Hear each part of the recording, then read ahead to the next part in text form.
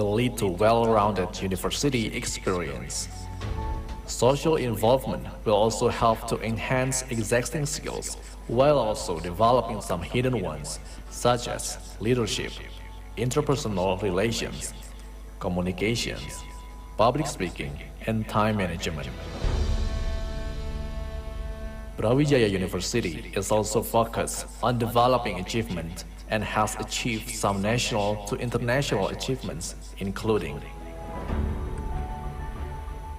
academic achievements,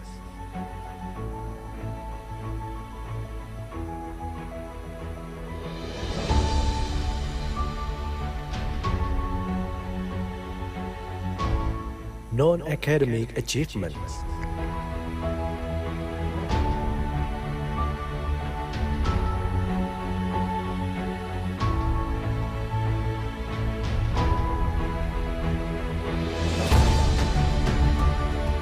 Universitas Brawijaya Achievement.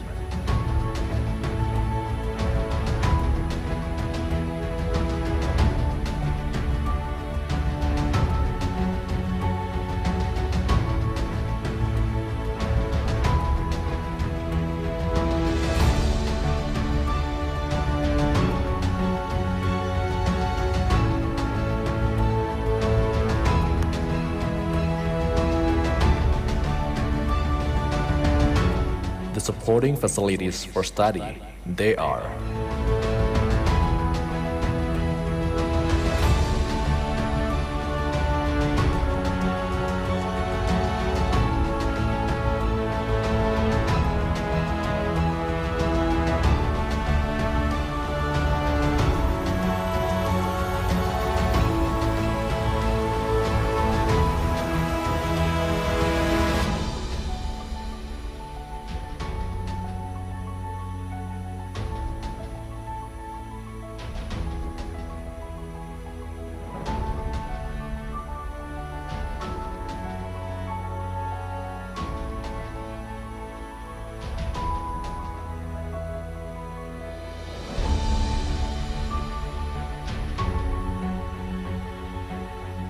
the campus facilities. They are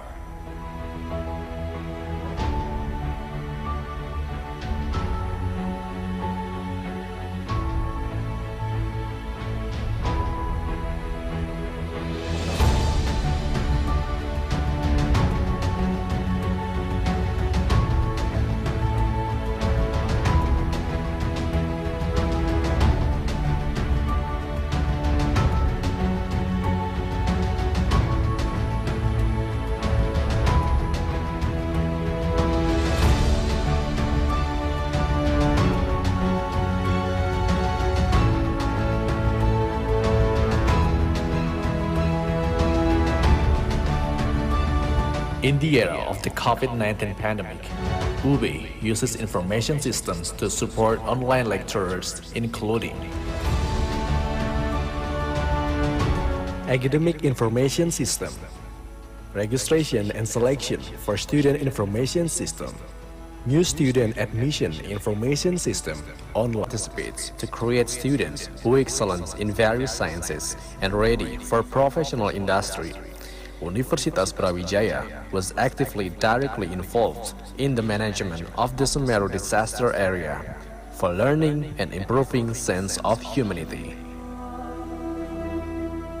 Universitas Brawijaya as an inclusive excellence campus based on international education continues to improve the quality of services. Universitas Brawijaya as a leading university with our international standards through the process of education, research, and service to the community are going to increase the achievements and to improve the innovations. With pride and confidence, Universitas Brawijaya will continue to improve its quality both at the national and international levels.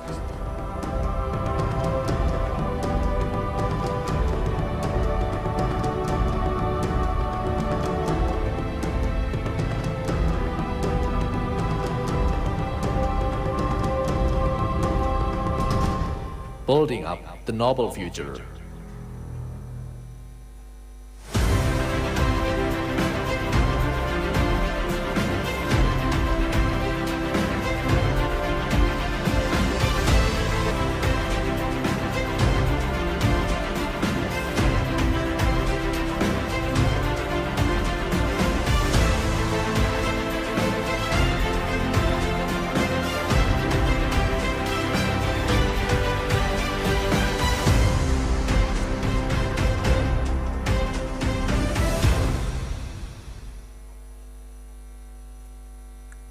Good morning to all participants, invitation and also the delegation of UNTA International Seminar.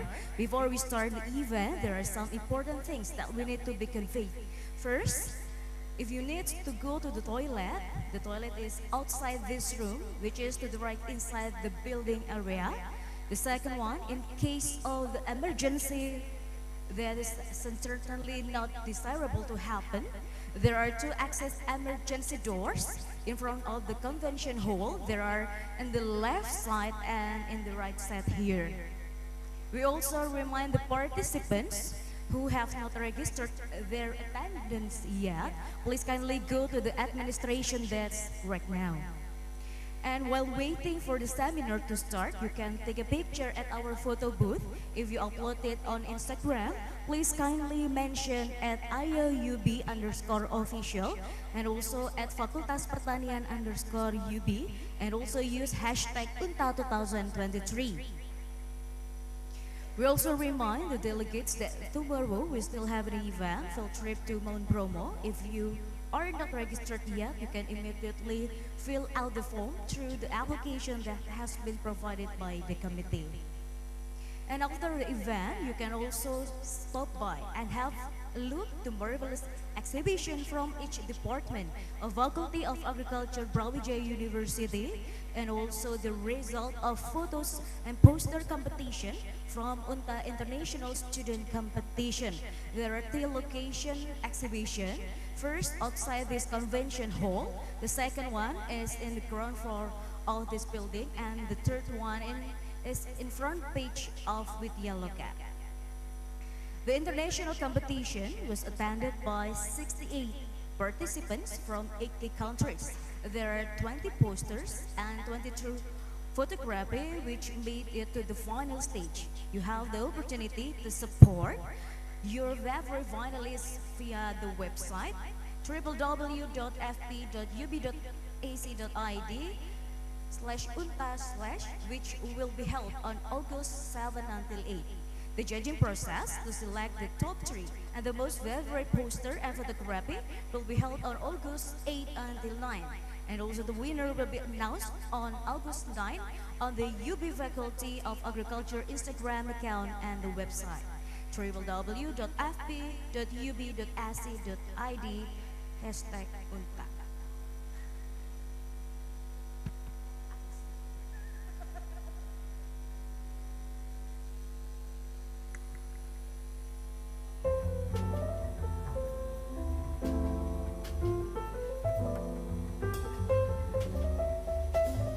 Kami ucapkan selamat datang kepada Prof. Widodo, Rektor Universitas Brawijaya. And welcome to all the delegates from UNTA.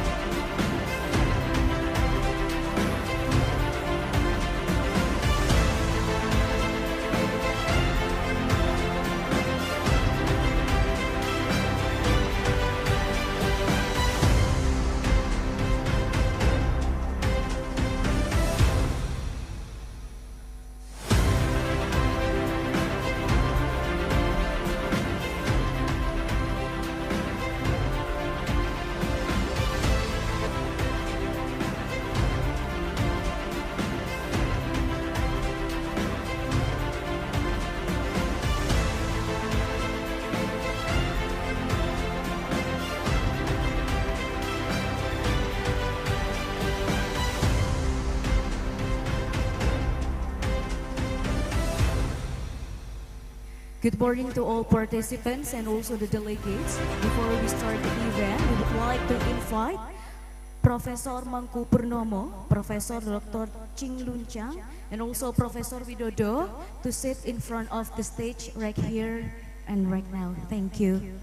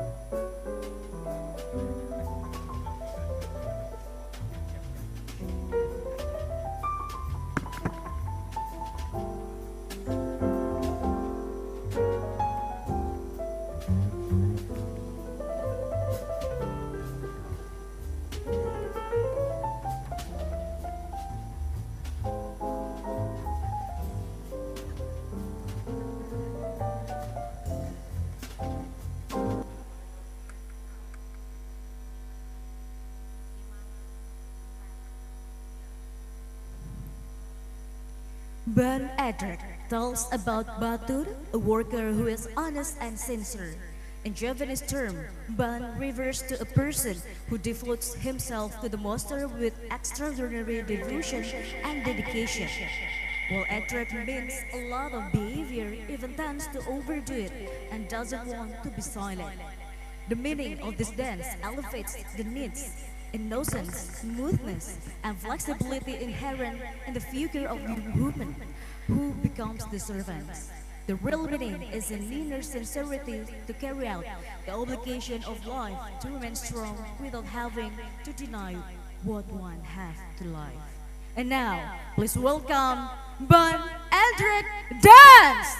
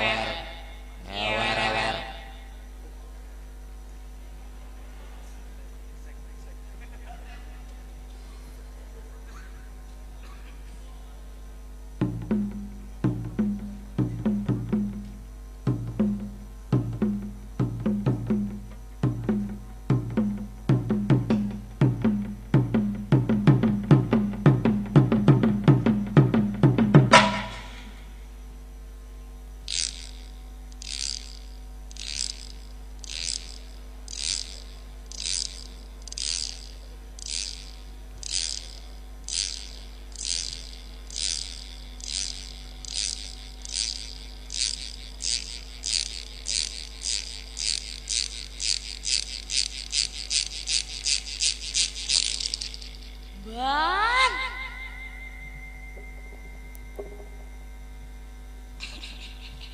I am is ban at track.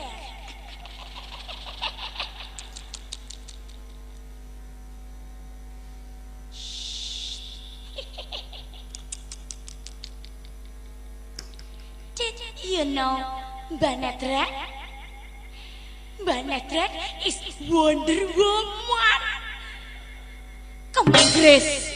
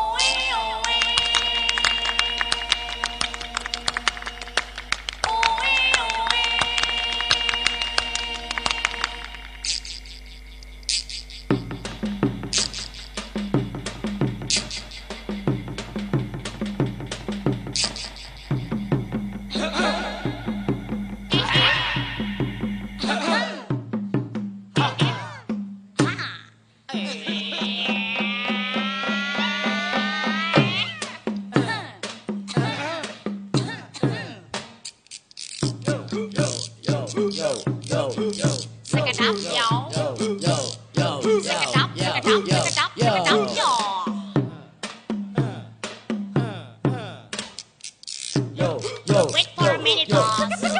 Wait for a minute, boss. Wait for a minute, wait for a minute, wait for a minute, boss.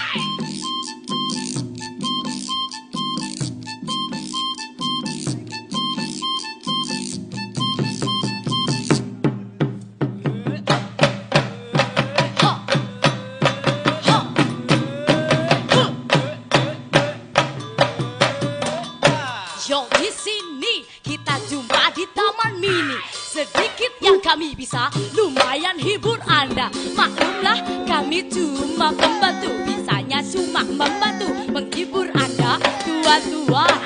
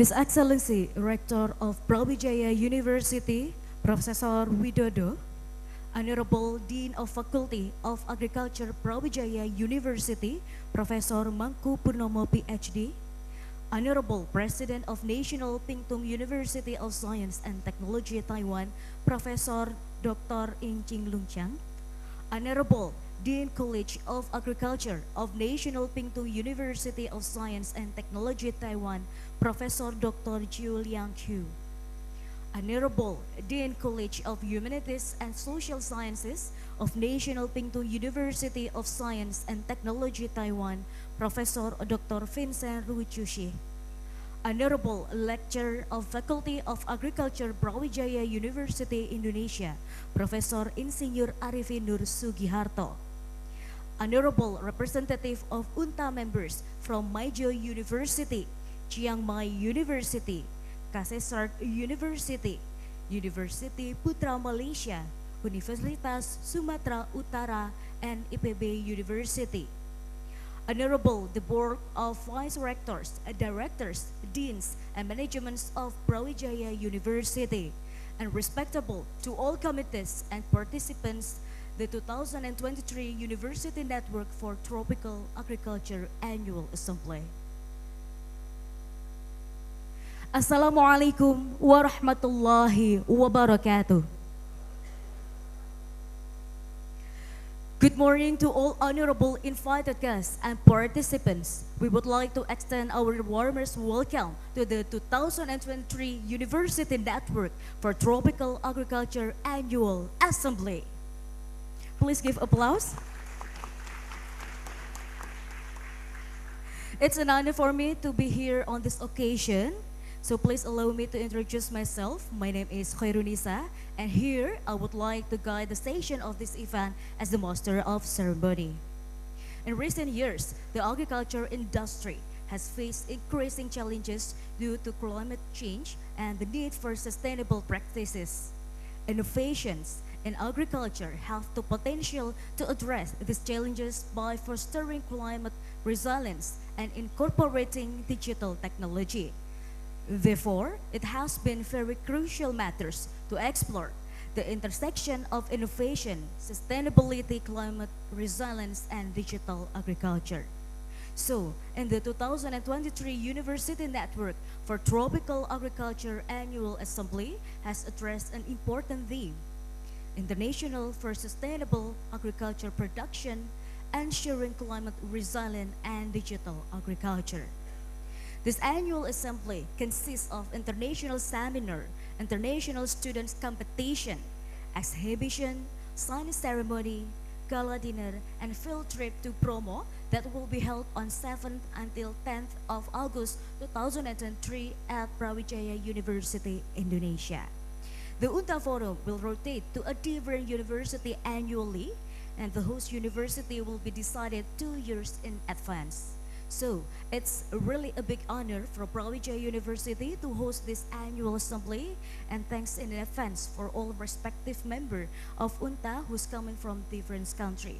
We hope that all of the delegates can enjoy many new experiences in Indonesia. Well, distinguished guests, ladies and gentlemen, for the next agenda, singing the national anthem Indonesia Raya. Please raise.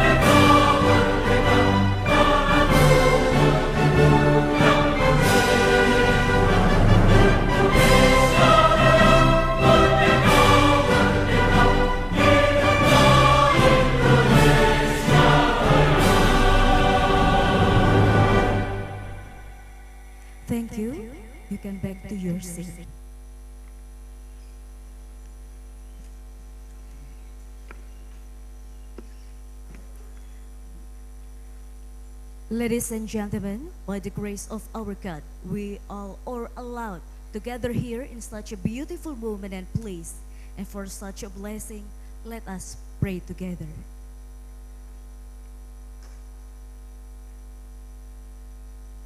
Thank you. Distinguished guests, for the next station, we will listen to a welcoming remark from Dean of Faculty of Agriculture to Professor Mangku Punomo, PhD. Time is yours.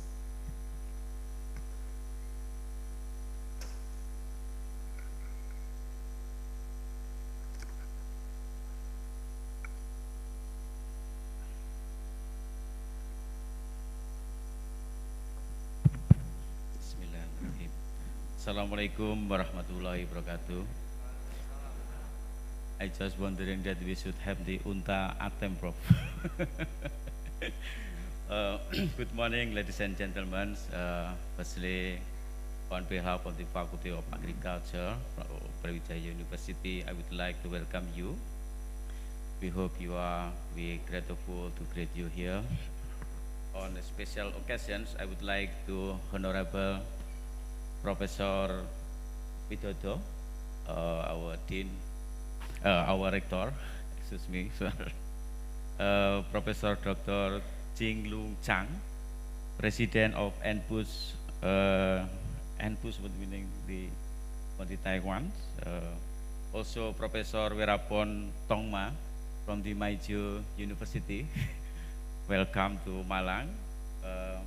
Professor Vincent Rusin, Dean of the International Office, Dean of the International Affairs, Dean College of Agriculture, of Humanities and Social Science, and PUS Taiwan too, and Professor Chu Liang Su, Dean and College of Agriculture and PUS Taiwan,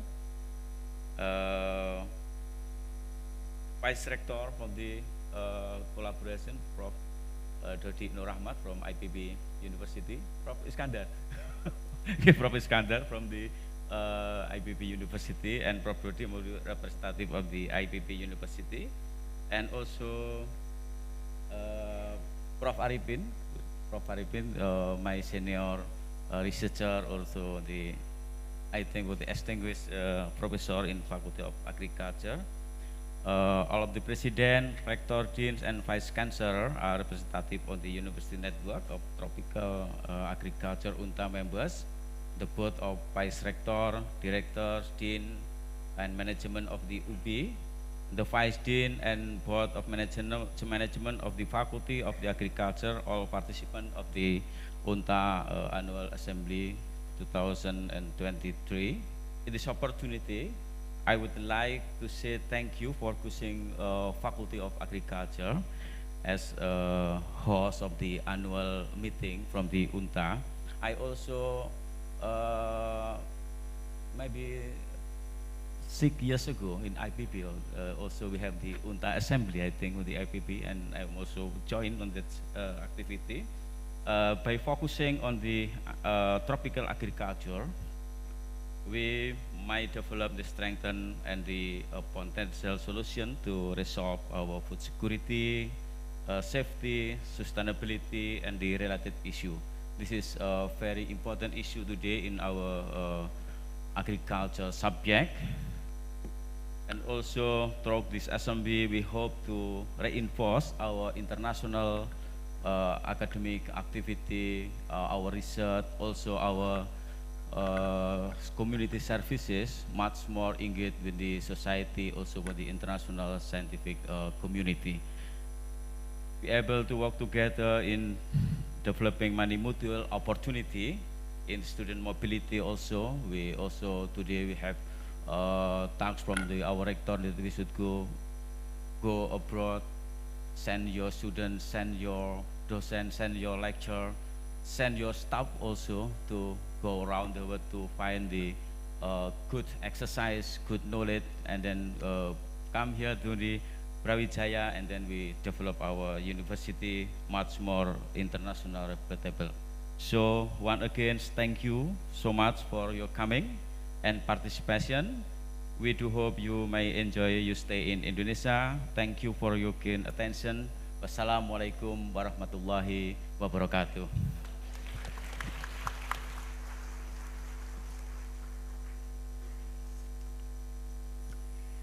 Thank you to Professor Mangku Purnomo, PhD, for the remark. And for the next session, we will listen to a welcoming remark from President of National Pingtung University of Science and Technology, Taiwan. To Professor Dr. Ing Chin Lung Chang, time is yours.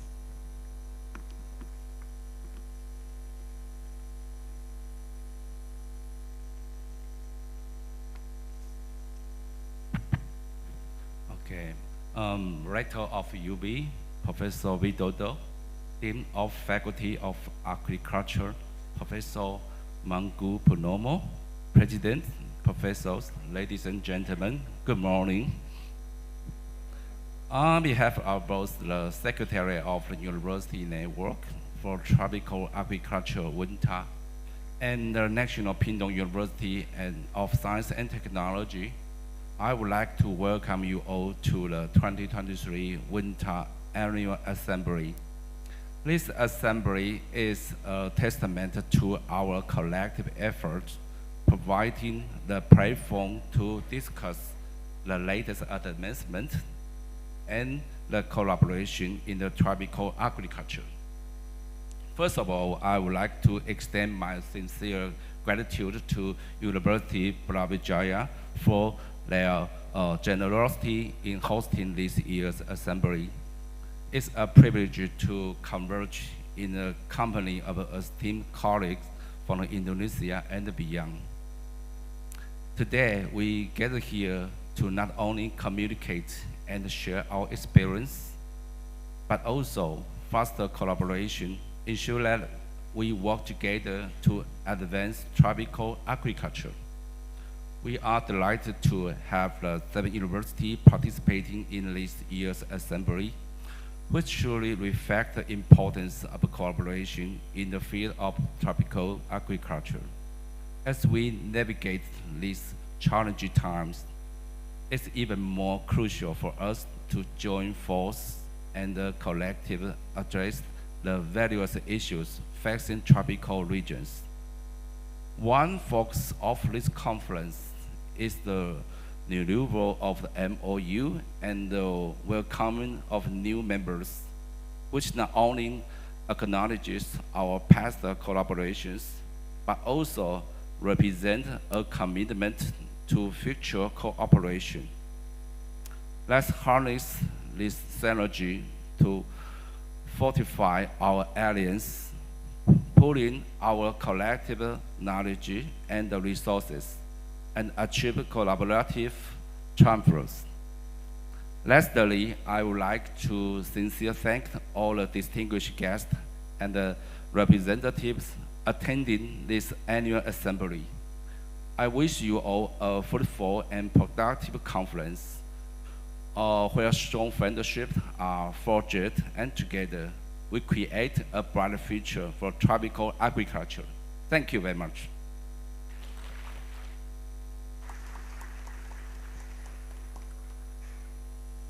Thank you, Professor Dr. Ing Ching Lung Chang, for the remark. And for the next session, we will listen to an opening remark from Rector of Brawijaya University, which will officially open the 2023 University Network for Tropical Agriculture. So to Professor Widodo, time is yours.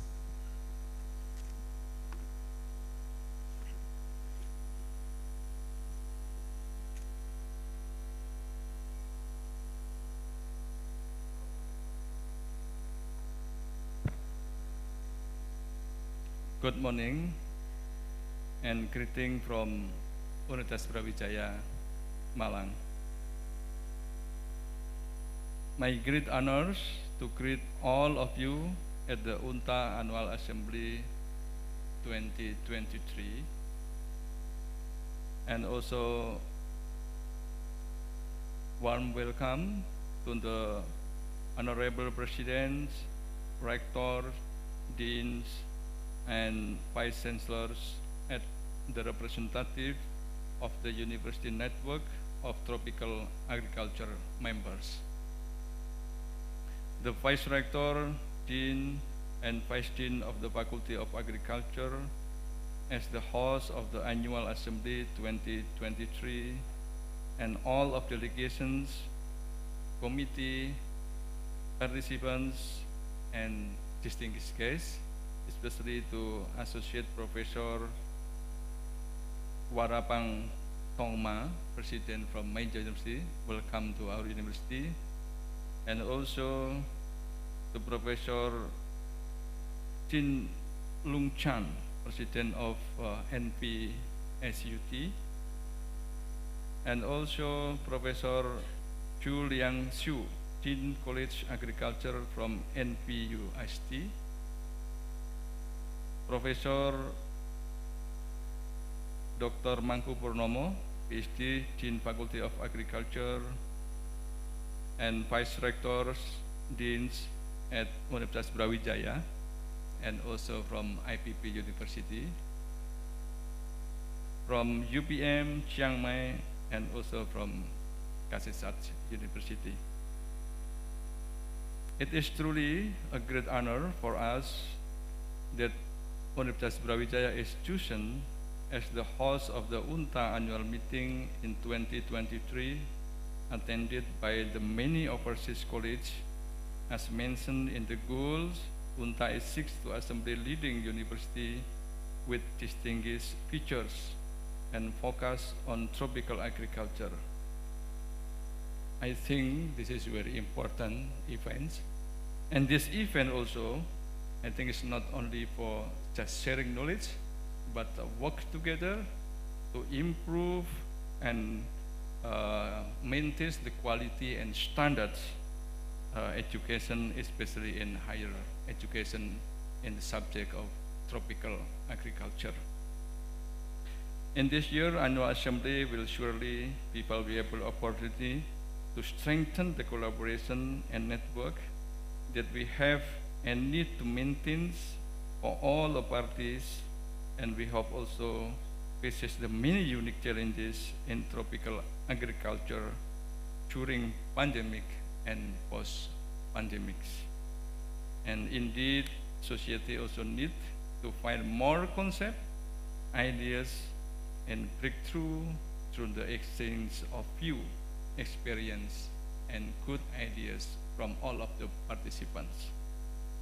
On behalf of the Universitas Brawijaya, I would like to express my sincere gratitude, especially to the Faculty of Agriculture, as the host of the Annual Assembly 2023, with the support from Directorate of Cooperation and Internationalization and International Office of Universitas Brawijaya. Thank you so much for your hard work to organizing this Annual Assembly 2023, and we hope that UNTA Annual Assembly 2023 will be successful. By the end of the speech, I declare that UNTA Annual Assembly 2023 is officially opened. Thank you very much. Assalamualaikum warahmatullahi wabarakatuh. Excuse me, Prof. Widodo, to symbolize the opening, maybe you can go to the gong, to hit the gong by the gong beater there. Okay, I see. So we would like to invite Prof. Mangku Purnomo, then Professor Chin Lung Chan, and also the President of UNTA to go in front of the stage for officially open this annual assembly.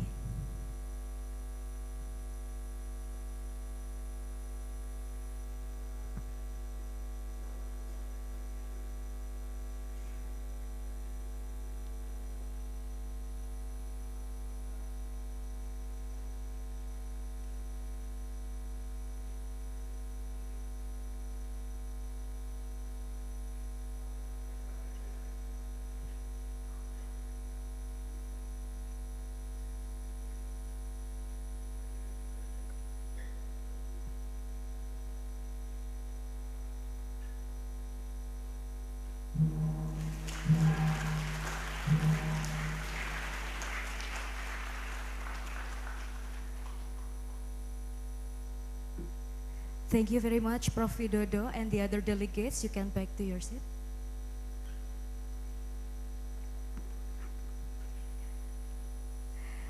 For the next agenda, we would like to invite you all again, all the delegates of UNTA, to take photos together so we can capture the beautiful moment this morning, right now. All together from the UNTA members.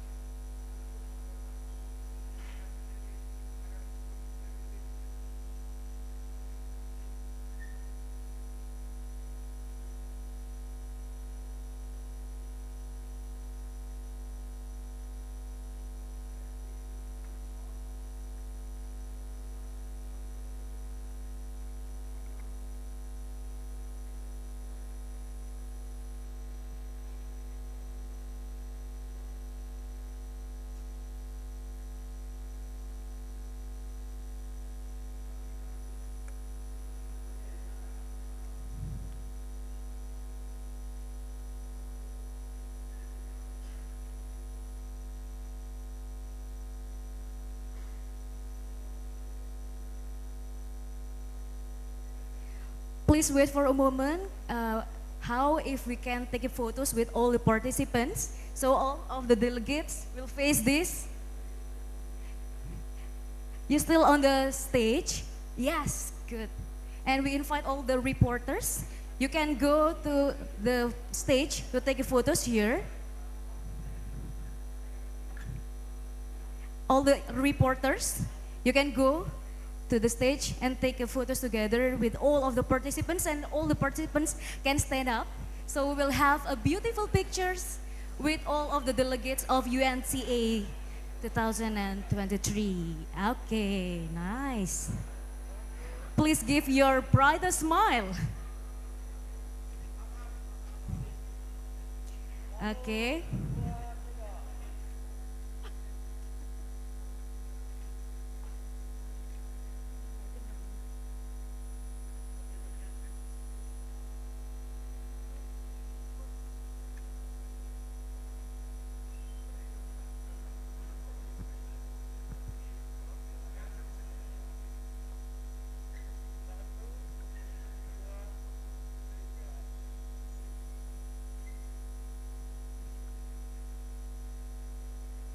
Thank you very much, and give applause to all of us. Thank you so much. You can back to your seat.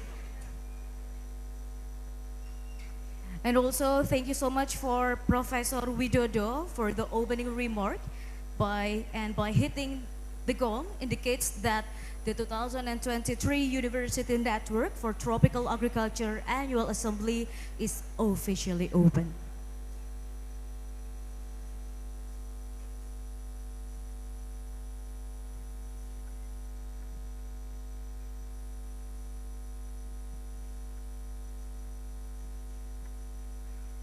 Ladies and gentlemen, we finally get to the main station of this event, the 2023 University Network for Tropical Agriculture International Seminar. As we know from the poster, there will be two magnificent speakers from National Pingtung University of Science and Technology, Taiwan, and also from Brawijaya University, Indonesia. So we would like to invite, please, Mr. Prof. Arifin, and also Prof. Juling Xu to sit there. Thank you so much. And for this session will be led by our moderator, and I would like to be directly reading the curriculum vitae for the educational qualification. In 1999 until 2004, she has completed her undergraduate studies at Bogor Agricultural University, Indonesia, majoring in agriculture. In 2007 until 2009, she has completed her master's studies at Brawijaya University, Indonesia, majoring in agriculture. In 2009 until 2011, she has completed her master's studies at Osaka University, Japan, majoring in biotechnology. In 2017 until 2023, she has completed her doctoral studies at Brawijaya University, Indonesia, majoring in agriculture science. And for working experience, in 2004, she is a reporter for Tempo Newsroom Jakarta, Indonesia. In 2005 until 2006, she is a journalist of Autotech and Jawa Post Surabaya. In 2006 until now, she is an active lecturer of Faculty of Agriculture, Brawijaya University, and also a Secretary of Plant Protection Department, Brawijaya University. Her areas of expertise are agriculture, biological control, and entomopathogenic fungi. And now, let's welcome Dr. Rina Rahmawati, SPM PMN from Brawijaya University, Indonesia. Thank you. So, very good morning, distinguished guests, professor, and ladies and gentlemen. I would like to once again welcome in this chill morning of Malang to international seminars. And before we start our seminars today, I would like to invite you all to reflect the conditions of the agricultures recently. So a little announcements that now we are entering the final stage of global warming. And we are entering what's so-called as global boiling. So it's pretty much an antidote for the discussion for today because we discuss in this chill morning of Malang. But let's reflect the conditions of agriculture today. We are facing those conditions, and in the other condition, we are also facing the fact that the development of artificial intelligence is rapidly increased. And in this very good morning, I would like to say that what is the challenge in tropical agriculture to meet those conditions? Should we do the water management, or should we do the integrated pest management, or should we combine those all factors? To answer that, it's our honor to welcome the keynote speakers today. And before we start the seminars, I would like to introduce the magnificent good keynote speakers of today. The first keynote speaker, Professor Zhu Liangxu from National Pingtung University of Science and Technology, Taiwan. And for his educational qualifications, in 1995, he was graduated from Bachelor of Science, Chemistry Department, National Chongqing University. In 1997, he is graduated from Master of Science, Chemistry Department, National Taiwan University. And in 2001, he was graduated PhD, he gained PhD degree from Chemistry Department, National Taiwan University. And he was experienced, he started the professional career as the assistant professor in Department of Biological Science and Technology in National Pingtung University of Science and Technology from 2011 until 2013. And then he became the assistant professor in Graduate Institute of Biotechnology and in PUST in 2009 until 2011. And then he became the R&D manager in Life Science BU in CSUN MFG Ltd from 2007 until 2009. He became the associate professor in Department of Biological Science and Technology in PUST from 2013 and 2017.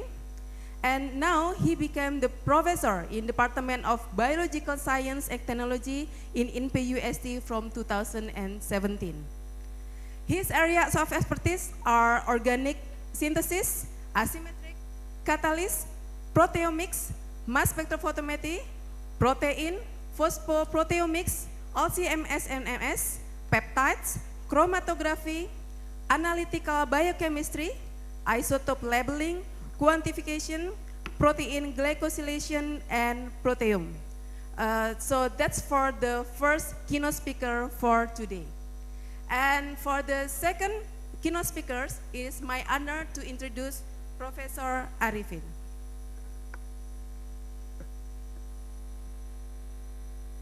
Okay, so Professor Arifin Nur Sugiarto, MSc, PhD. He is from Universitas Brawijaya, Indonesia, the host of our seminar today.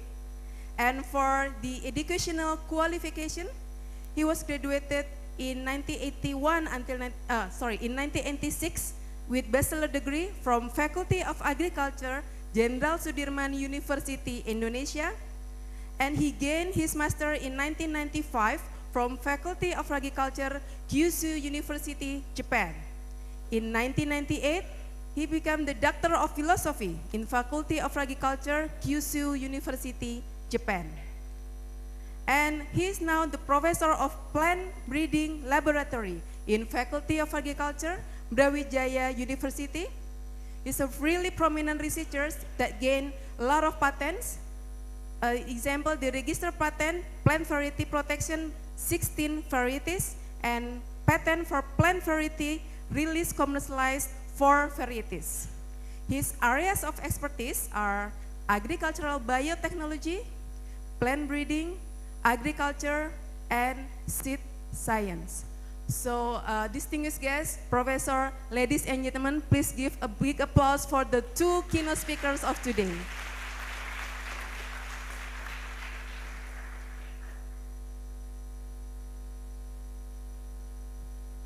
Okay, so now we are moving for the first keynote speakers, which is, may I call you Prof. Philip?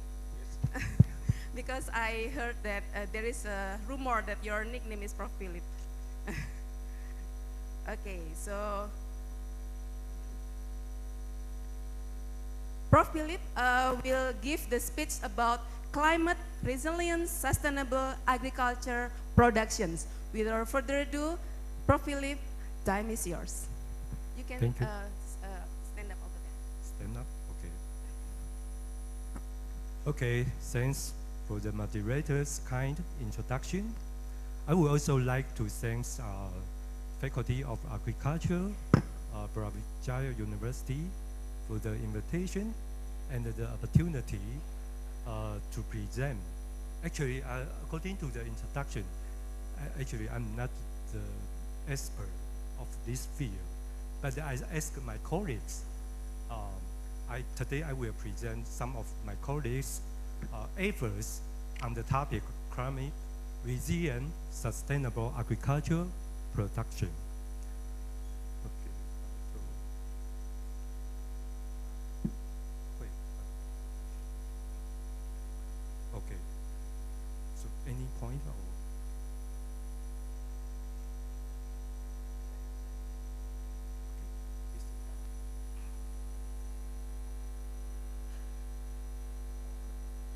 Okay, it's okay.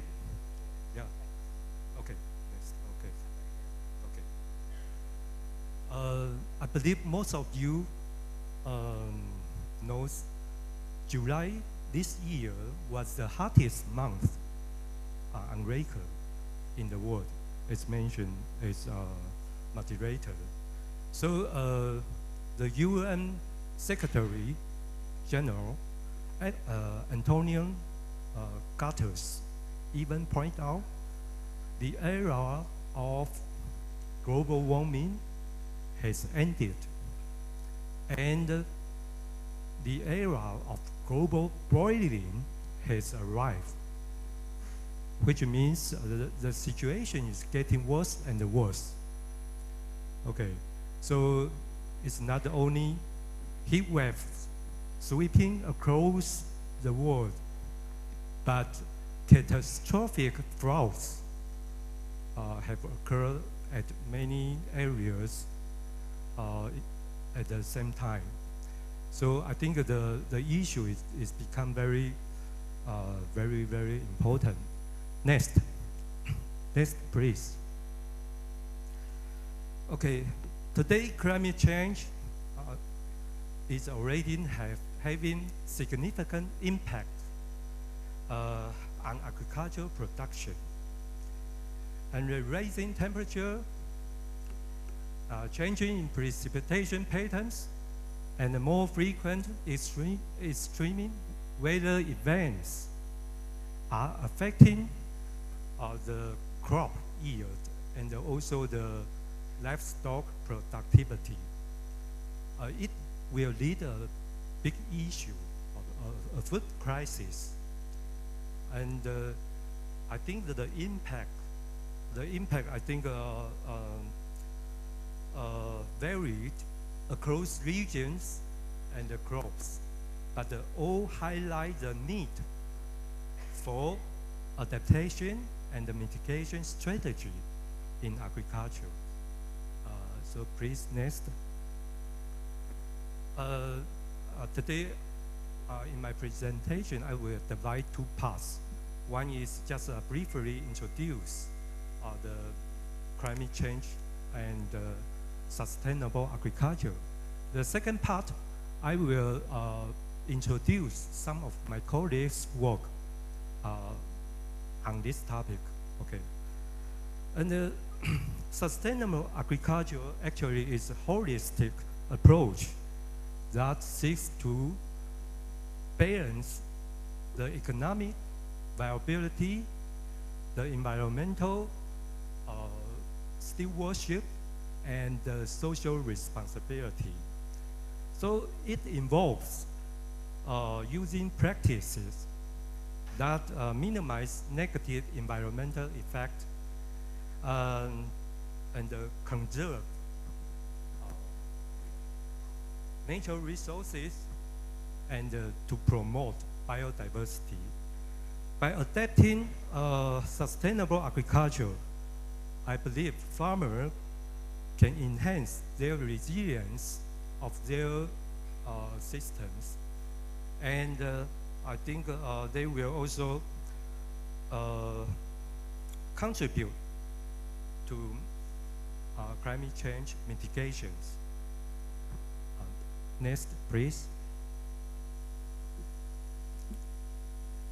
Okay, adapting to climate change require farmers to implement strategies that enhance their resilience and reduce the vulnerability. So such as crop diversification, water management techniques, and the soil conservation practices are some of the adaptation strategies I think that can help farmers cope with the impact of climate change and maintain agricultural productivity. Next, please. Actually, agriculture can play a significant role in mitigating climate change by reducing greenhouse gas emission and enhance carbon sequestration, improve farming, and the use of renewable energy source. Okay, this one. Next is here. Okay, okay.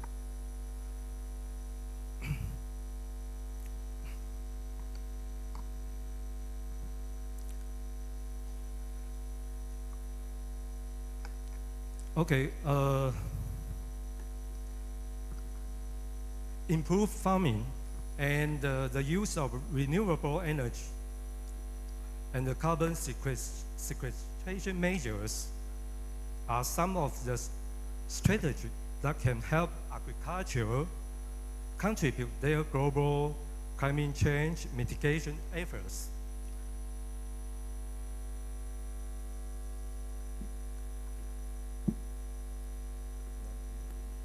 Okay, yeah. Okay. Maybe I sit.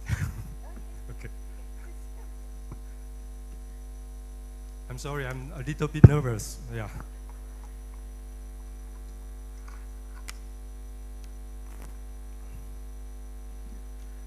Actually, technology and innovation play a crucial role in sustainable agricultural production.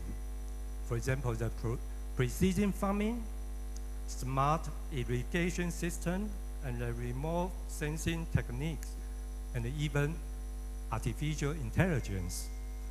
I think that all can enable farmers to make data-driven decisions, optimize resource use, and improve productivity while minimizing environmental impact.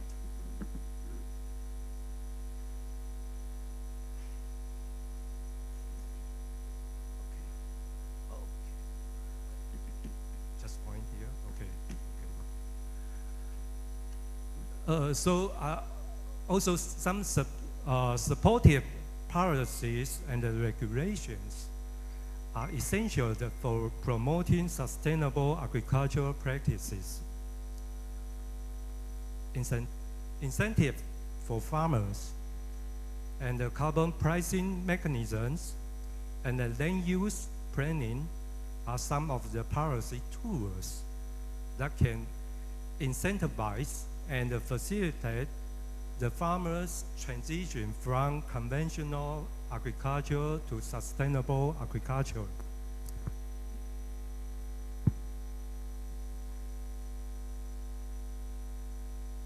Of course, we also need to consider resilience and risk management.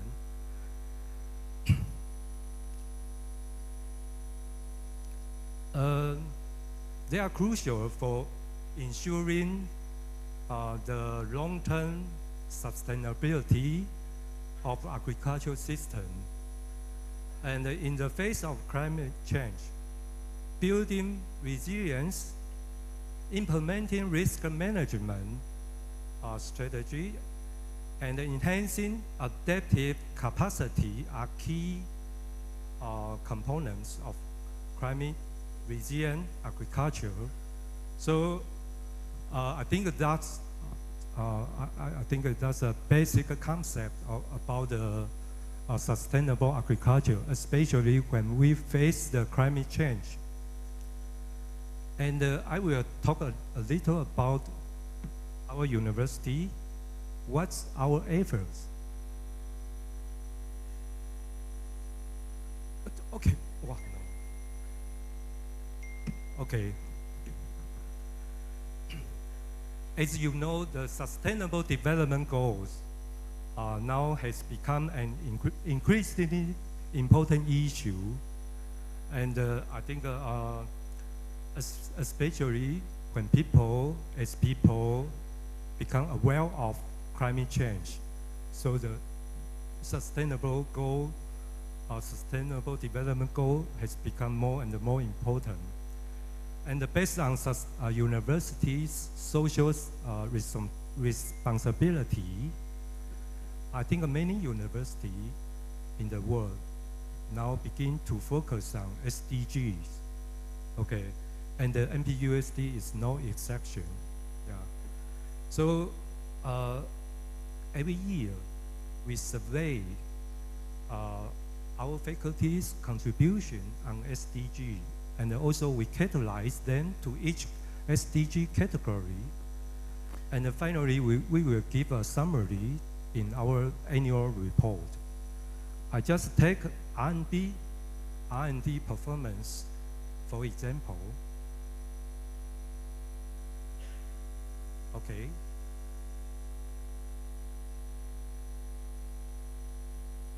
Oh.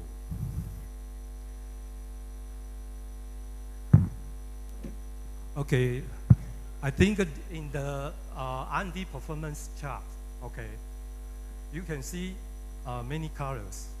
Actually, this color represents the contribution of each college in NPUSD. And the blue one represents agricultural college. You can see the SDG our contribution, you can see that the bigger one is SDG 4.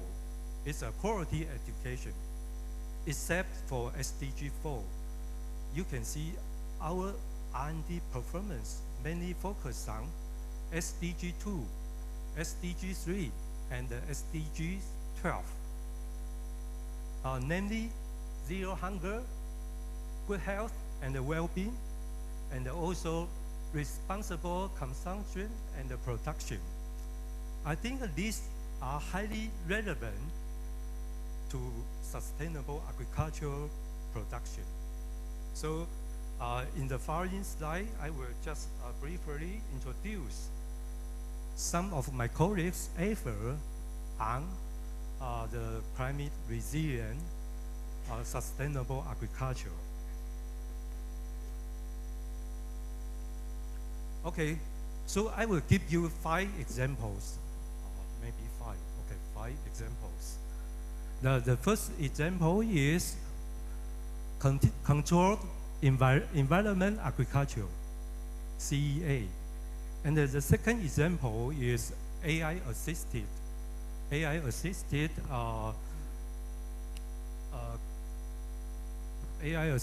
the agriculture. I'm sorry. AI-assisted. Oh yeah. Oh, that will be better. Okay. Okay. Okay. AI-assisted cultivation management. Especially, we will focus on rice cultivation, since the rice is a major food crop in Taiwan. So the rice, I think not only in Taiwan, but also in Asia. Okay. So we will talk about a little bit about the.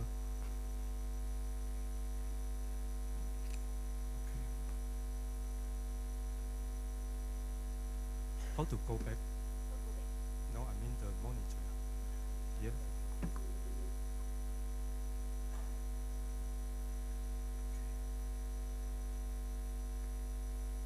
Yeah. Okay. Yeah, this one. Okay. And we also, I will give you an example about the early warning of crop disease. And in this topic, we will focus on rice blast. And also, we will introduce or seek some climate resilient crop or livestock.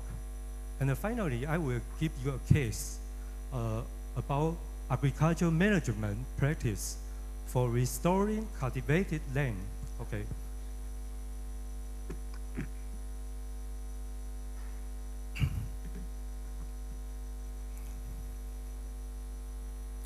I think the world population is approaching 10 billion. And the reduction of cultivable lands, and also coupled with the climate change, I think that will lead to a big food crisis. So to avoid the impact of climate change, more and more environment control facilities have been proposed. For example, I think there are 2 well-known control environment agriculture. One is greenhouse, the other is plant factory. Okay. And I think this control environment agriculture can potentially address the food crisis, mitigate the effect of climate change, and to promote efficient use of resources. And here I will talk a little bit more about the plant factory. Okay. So the plant factory, actually now in MPUSD, we have several plant factory. Okay. Can I control here? No, cannot. because I want to go to the previous slide. Previous slide. Yeah. Because the CEA can simultaneously address three main challenges in terms of food, environment, and resource.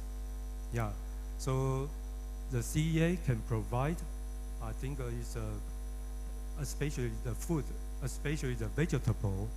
We can provide vegetable with a very good quality, stable quality.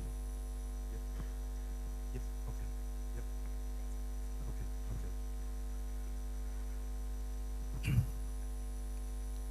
Okay. And I think that sometimes we can also provide the vegetable with some functional product, functional natural product. And secondary, I think in this process, we don't use pesticides and heavy metal. So this plant factory actually is, I think, is environmental friendly. Okay. And thirdly, it can save resources. For example, under the same productivity, we can save water as low as 1/50th. And we can also save the chemical fertilizer, save to 50%.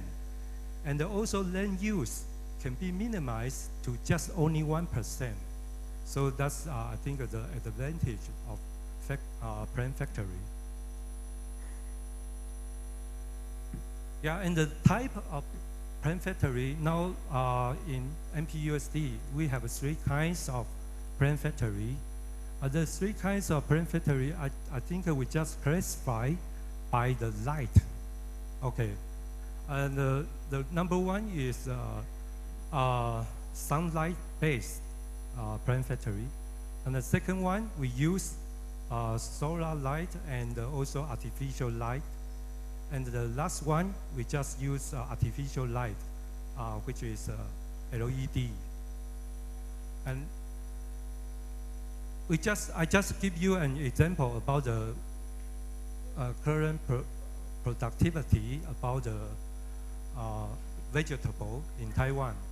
In the past years, the outdoor cultivation of vegetable, most vegetable, I think the year is just less than 3 kilograms per meter square per year.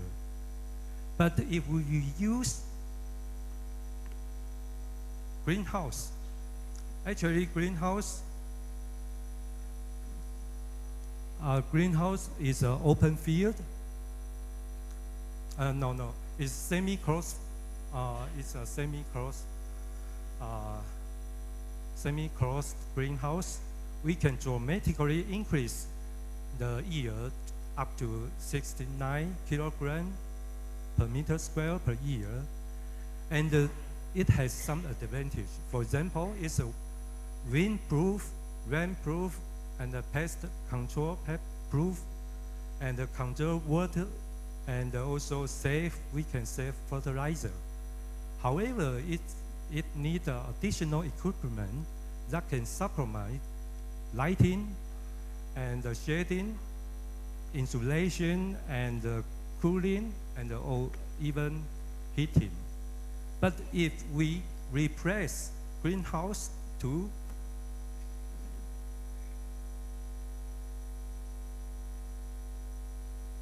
factory, plant factory, in the form of vertical farm, okay, and with LED, yeah, we can dramatically increase the yield.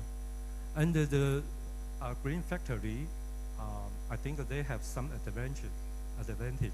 Not only the advantage of greenhouse, it also have an advantage because it's a compact and a closed space. So that can result in significant saving in water and fertilizer and even energy because it's in small room, small space. So it provides a more controllable environment and affordable energy. So in terms of yield, I think the green,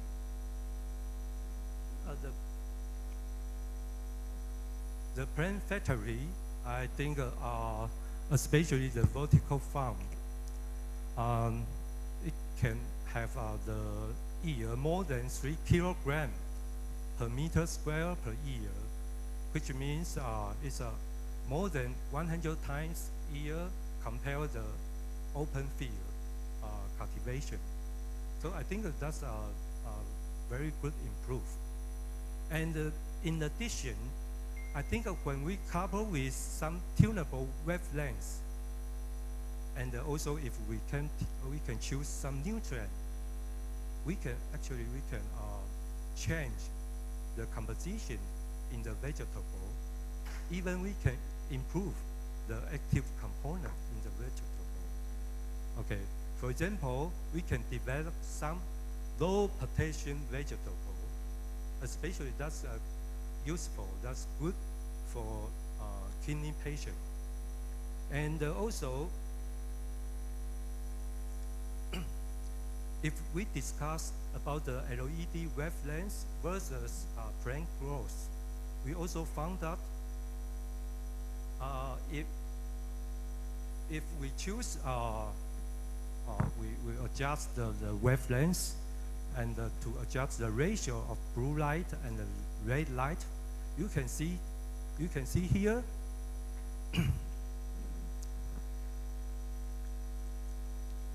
If we have a more red light, I think the lactase will grow bigger. But the anthocyanin, some natural product inside, will reduce.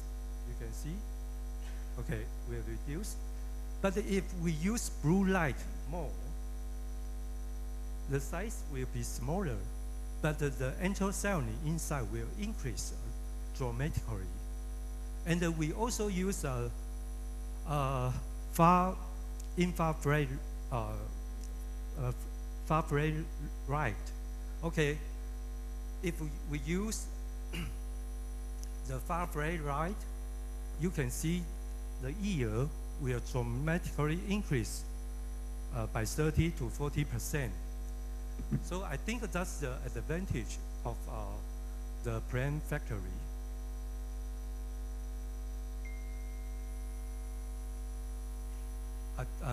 The above mentioned work was achieved by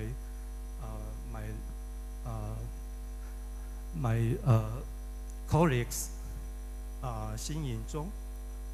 Currently, he is an assistant professor in Department of Plant Industry.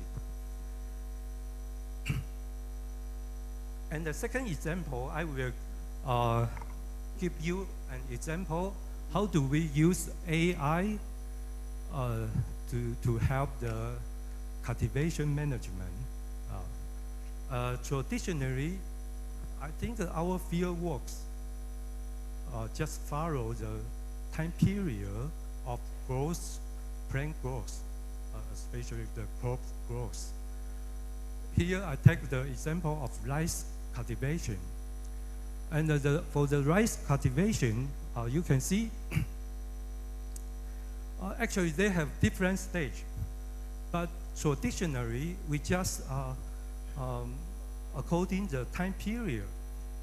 But under climate change, the climate change will disturb the time periods of plant growth. So I think that if we just follow time periods of plant growth, that's not suitable to predict when we have to give fertilizer. So the matching timing for fertilizer, I think that will be waste your fertilizer or even harmful for the crops. So we will use the, I think it's a growth, plant crops growth rate. That will be more precise to predict, okay, the plant growth. Okay, but to accurate to predict the crop growth, we have to use the Kelvin degree days. It's actually just temperature. We just a summation of the maximum temperature, daily maximum temperature, plus the daily minimum temperature, the average, minus the baseline, and to get the summation. It can be an important indicator to predict the plant growth rate. Okay, so we use AI. We just input the GDT data sensing in the rice field. We get the GDT data, and through the AI simulation, we can predict the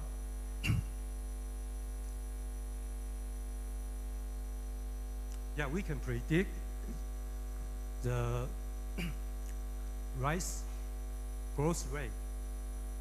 Actually, they have very good correlation. And also we prove the accuracy using observed growth rate. For comparison, we can get a very, very good correlation. Okay, which means the accurate rice growth model indicates that it is possible to provide guidance for machine to operate field works automatically based on the prediction result, and achieving the goal of smart and precise rice production. And the second example, we use AI coupled with UAV, okay, to provide early warning of rice blast. Actually, rice blast is one of the most destructive disease of rice. So it will cause a lot of economic loss in Taiwan. So that's why we want to give an early warning. Okay, but the early warning, we just focus on two indicators. One is the nitrogen content in the leaf. Okay, and the second is the temperature on the leaf surface. Okay, so when the leaf nitrogen content increase and the leaf temperature decrease, it will have a more chance to get rice blast. So we use two indicators to develop our warning system. Okay, and to get the leaf nitrogen, actually, I think that's very, most of you know this. It's NTVI, sorry. The normalized difference vegetation index actually is calculated from spectrometric data at two specific bands, red light and the near infrared light. Okay, the absorption. Okay, we can get the NTVI index. And we use drones, UAV. And the UAV, they have a multispectral camera.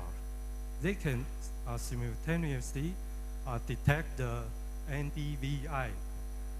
And also, we couple with a thermal camera.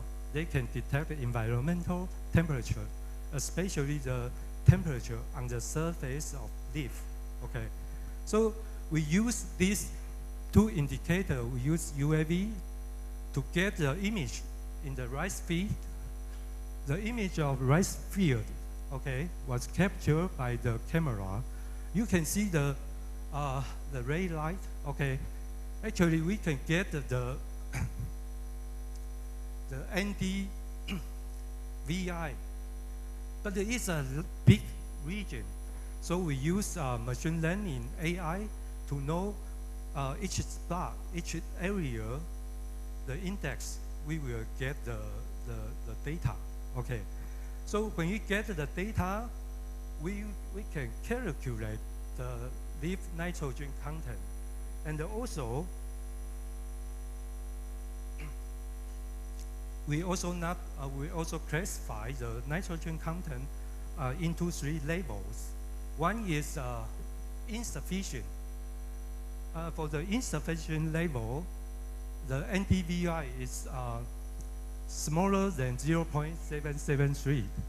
And the other is sufficient level. The NDVI is between 0.773 and 0.862. And for some excessive level, the NDVI will larger than 0.862. So we can establish the scorecard. The scorecard, we give the score when the leaf nitrogen more than excessive, okay? So we will give 6 points.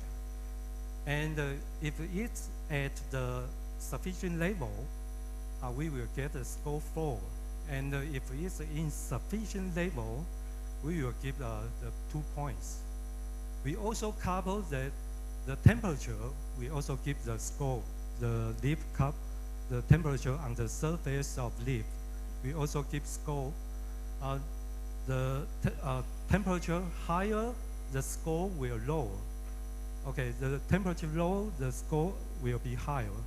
So we combine these 2 scores and to get the threshold of the warning hotspot.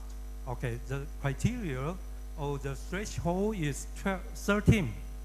So every time we get the score more than 13, so it will have a high possibility to get a rice rust. Then we can readily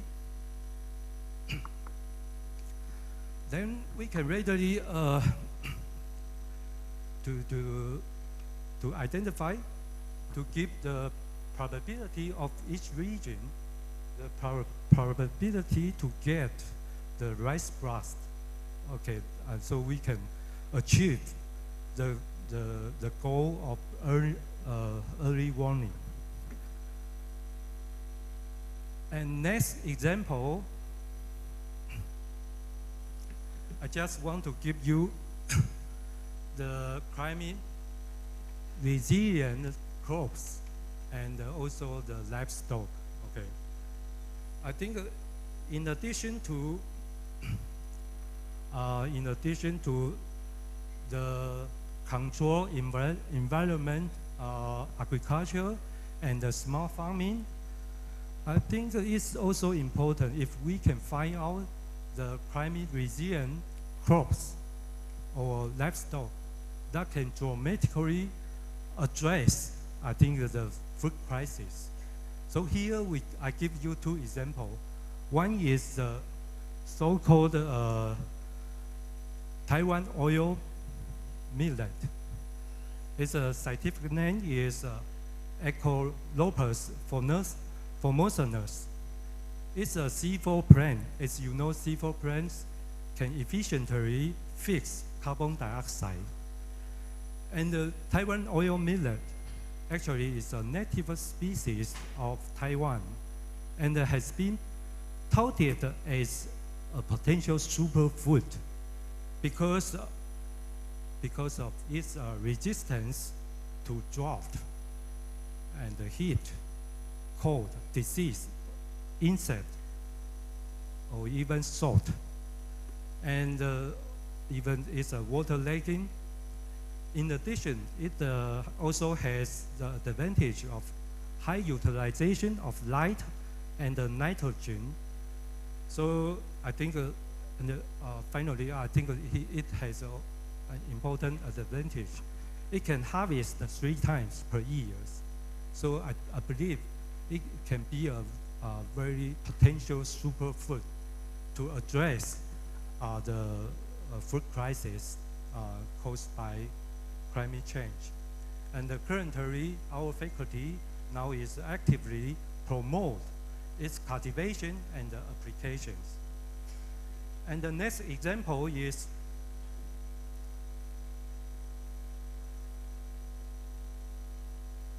okay, cattle. Yeah, because since global warming, I believe the situation will getting more serious. Yeah, because global warming, the negative effect is broad about the heat stress faced by the animal industry are even greater. Okay, it is very important to develop and breed a diversity-resistant animal breeds that can adapt to climate change and the future climate environment. Okay, actually, as you know, in summer, the milk production actually will dramatically reduce in Taiwan because of heat stress. So the dairy cow will decrease the milk yield during the summer. Since the global warming problem, the weather in Taiwan is getting hotter and hotter. So the milk yield will dramatically reduce.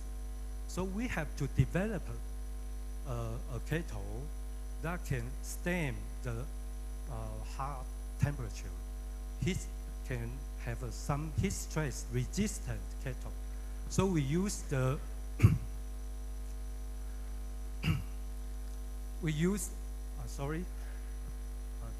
okay, thank you. So we take the nuclear from the Holstein cattle. Actually, the Holstein cattle is a characteristic is a high milk yield, and we take the nucleus from its cell, and we also take the cytoplasm of the Taiwan native yellow cattle.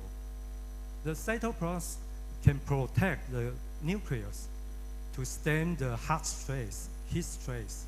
So we use a spindle transfer technology, so we can successfully get the ST cattle. ST cattle that can show some resistance to the heat stress. So the milk production, I think is not a issue anymore, especially in MPUST. Now we have a very good milk yield, okay, because of the ST cattle.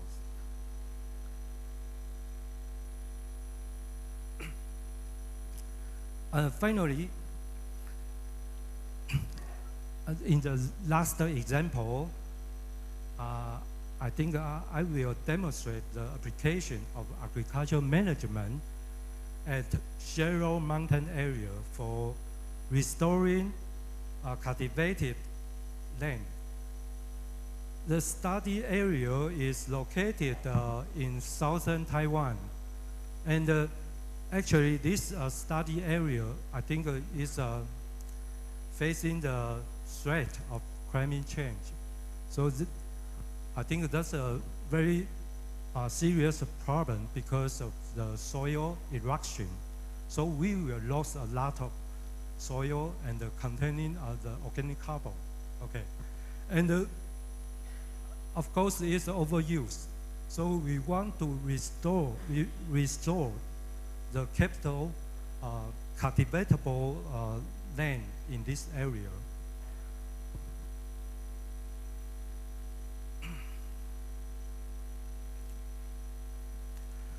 We use weather data and the soil data collected over the past decade and build a simulation software to predict the cultivable land area under climate change. In 2019, you can see the left side.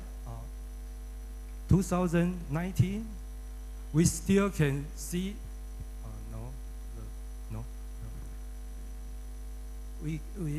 We still can see some piece of cultivable land, but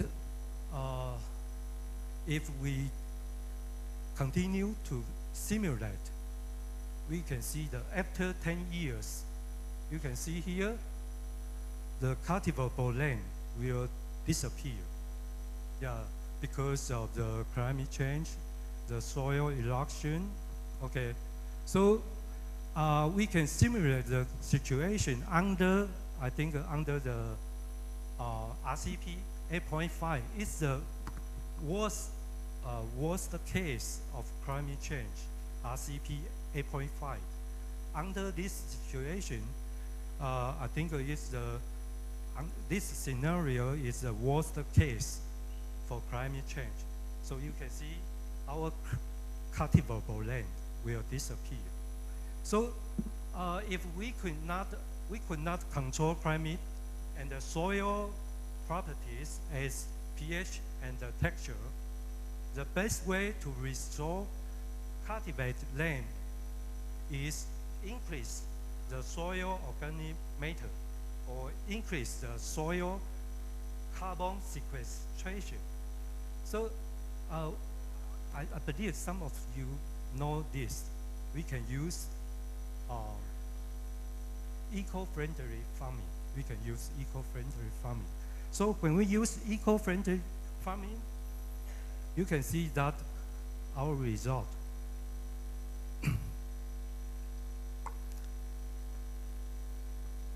You can see here the brown, the dark area is the SOC, soil organic compound stock will increase. Okay, if we use the eco-friendly farming, if we replace 1/3 conventional farming to eco-friendly farming, actually we will increase the SOC stock increase 30 tons per year. And if we replace half conventional farming to eco-friendly farming, we can even increase 50 tons of SOC stock. I think that will help to restore our cultivable land. Okay. Okay, and this result, I think, suggests that agricultural management practice that restore the cultivated land are promising. Okay. Okay, in conclusion, I think sustainable agricultural production is essential for addressing the climate change, the challenge posed by climate change. By adapting sustainable practices, farmers can enhance their resilience, reduce greenhouse gas emission, and contribute to climate change mitigation. However, achieving sustainable agriculture requires a multifaceted approach that involves technology, policy, finance, and knowledge sharing. It is only through the collective action and collaboration that we can ensure a sustainable future for agricultural production in the face of climate change. And finally, I thank for your attention. And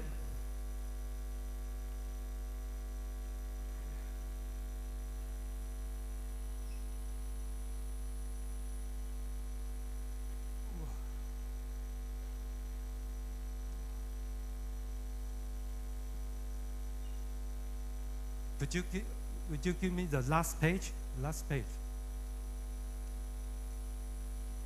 Okay, I'm looking forward to your participation in the 100th anniversary of MPUSD in next year.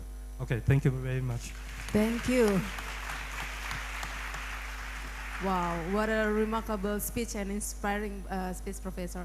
And ladies and gentlemen, please once again give applause to Professor Phillips and also the remarkable work of the colleague in NPUSD. It's really inspiring, Professor. Thank you for the speech. And distinguished guests, ladies and gentlemen, next we will move to the second keynote speech by Professor Arifin. Today he will talk about one of the important food crop in national and international standard, which is corn. So Professor Arifin will talk about corn development in Indonesia, trends, strategies, and global challenge. To Professor Arifin, time is yours.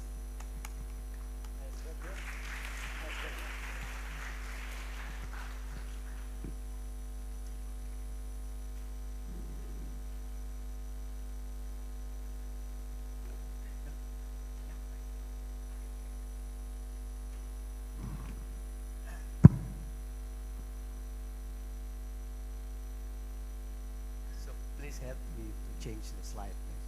Next.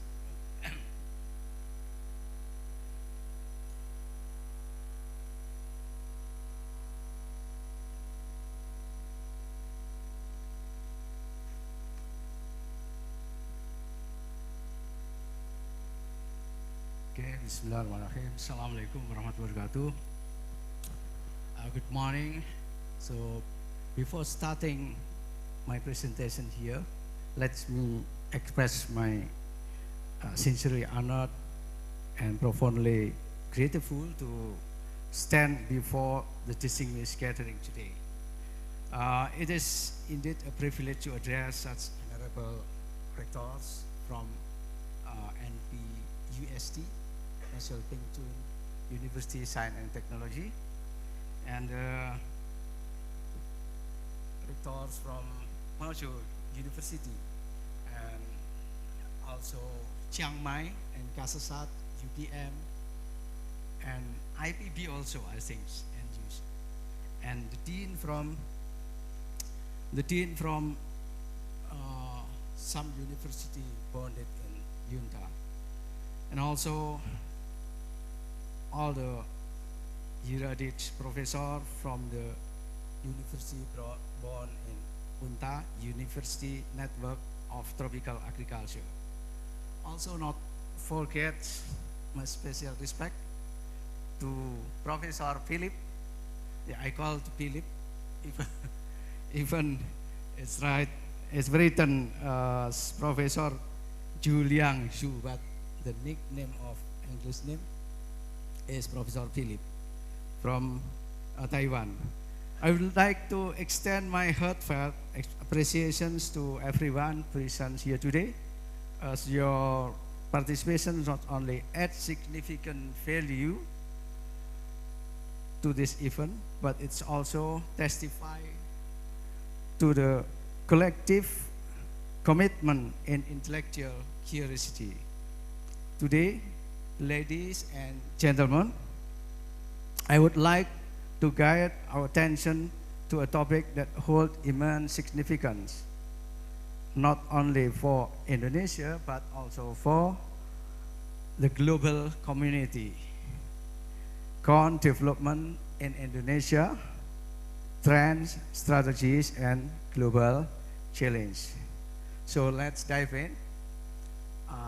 We start of the overview my presentations here. Sorry. The overview of my presentation here is background, trends of corn productions, key institutions involved in corn development in Indonesia, global challenge, facing corn variety development, strategies for corn development in Indonesia, the role of my research center, University of Brawijaya for corn development, and closings. Next slide, please.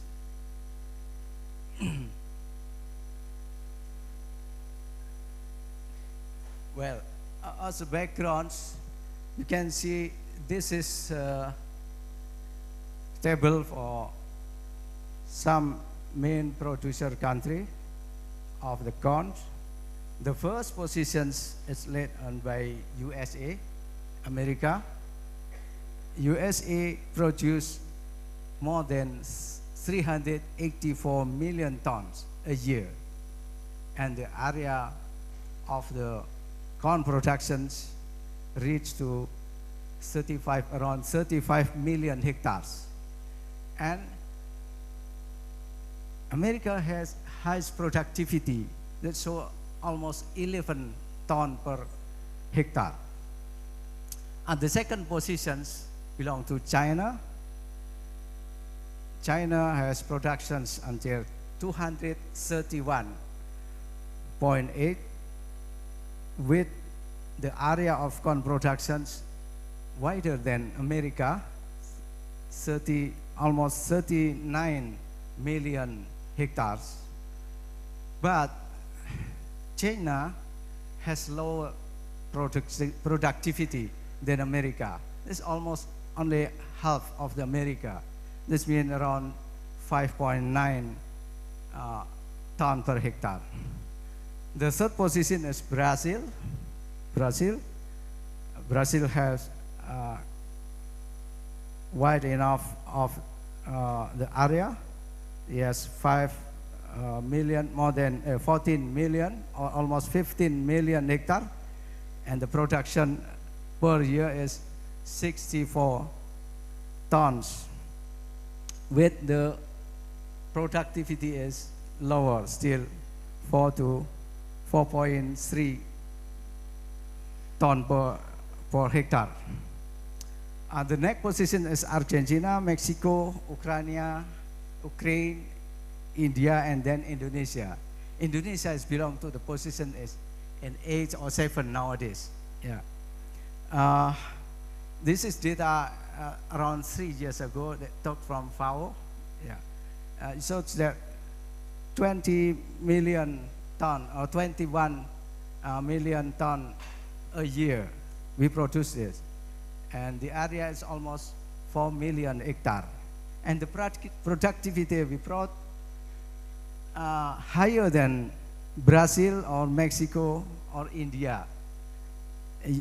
You know, Mexico is the origins of the corn in the world, but he produce the productivity in this country is lower than us. Next.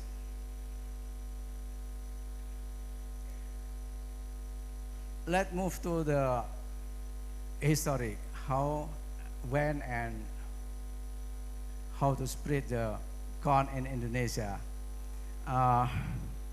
In this map, we can see that first corn introduced to Indonesia is around 400 years ago by Portuguese, coming to Jakarta and Bali, and then spread it into other islands, especially to Celebes, Nusa Tenggara, and also to Sumatra and other places like in Maluku also. And now some people of the area in here make corn to be a staple food, the second staple food or staple food there, like in Madura, and part of the Celebes and in Nusa Tenggara. Next, please.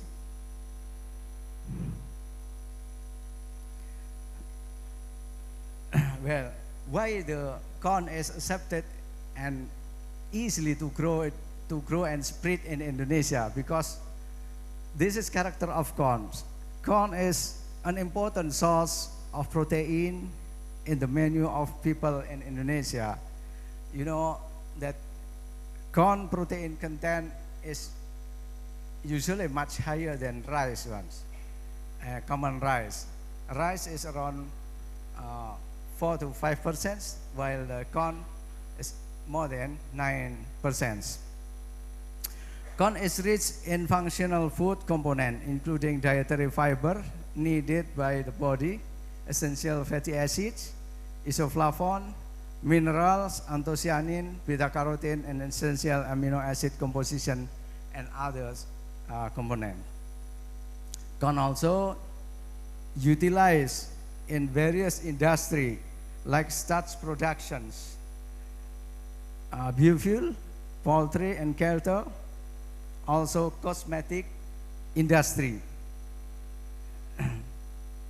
And other functions, corn plants are able to adapt well to various environments.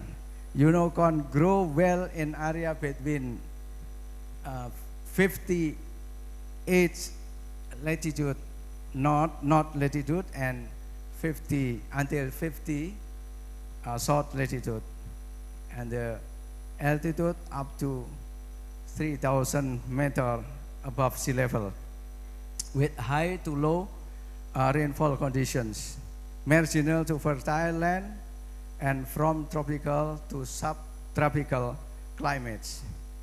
You know that almost all countries in the world produce corn and acknowledge corn, even in Canada and Russia, or until Africa. Corn contributes to employment in rural area and national economic. Statistic data from BPS, we call the Center of Statistics in Indonesia, corn contributes around 8.2 billion dollars, US dollars.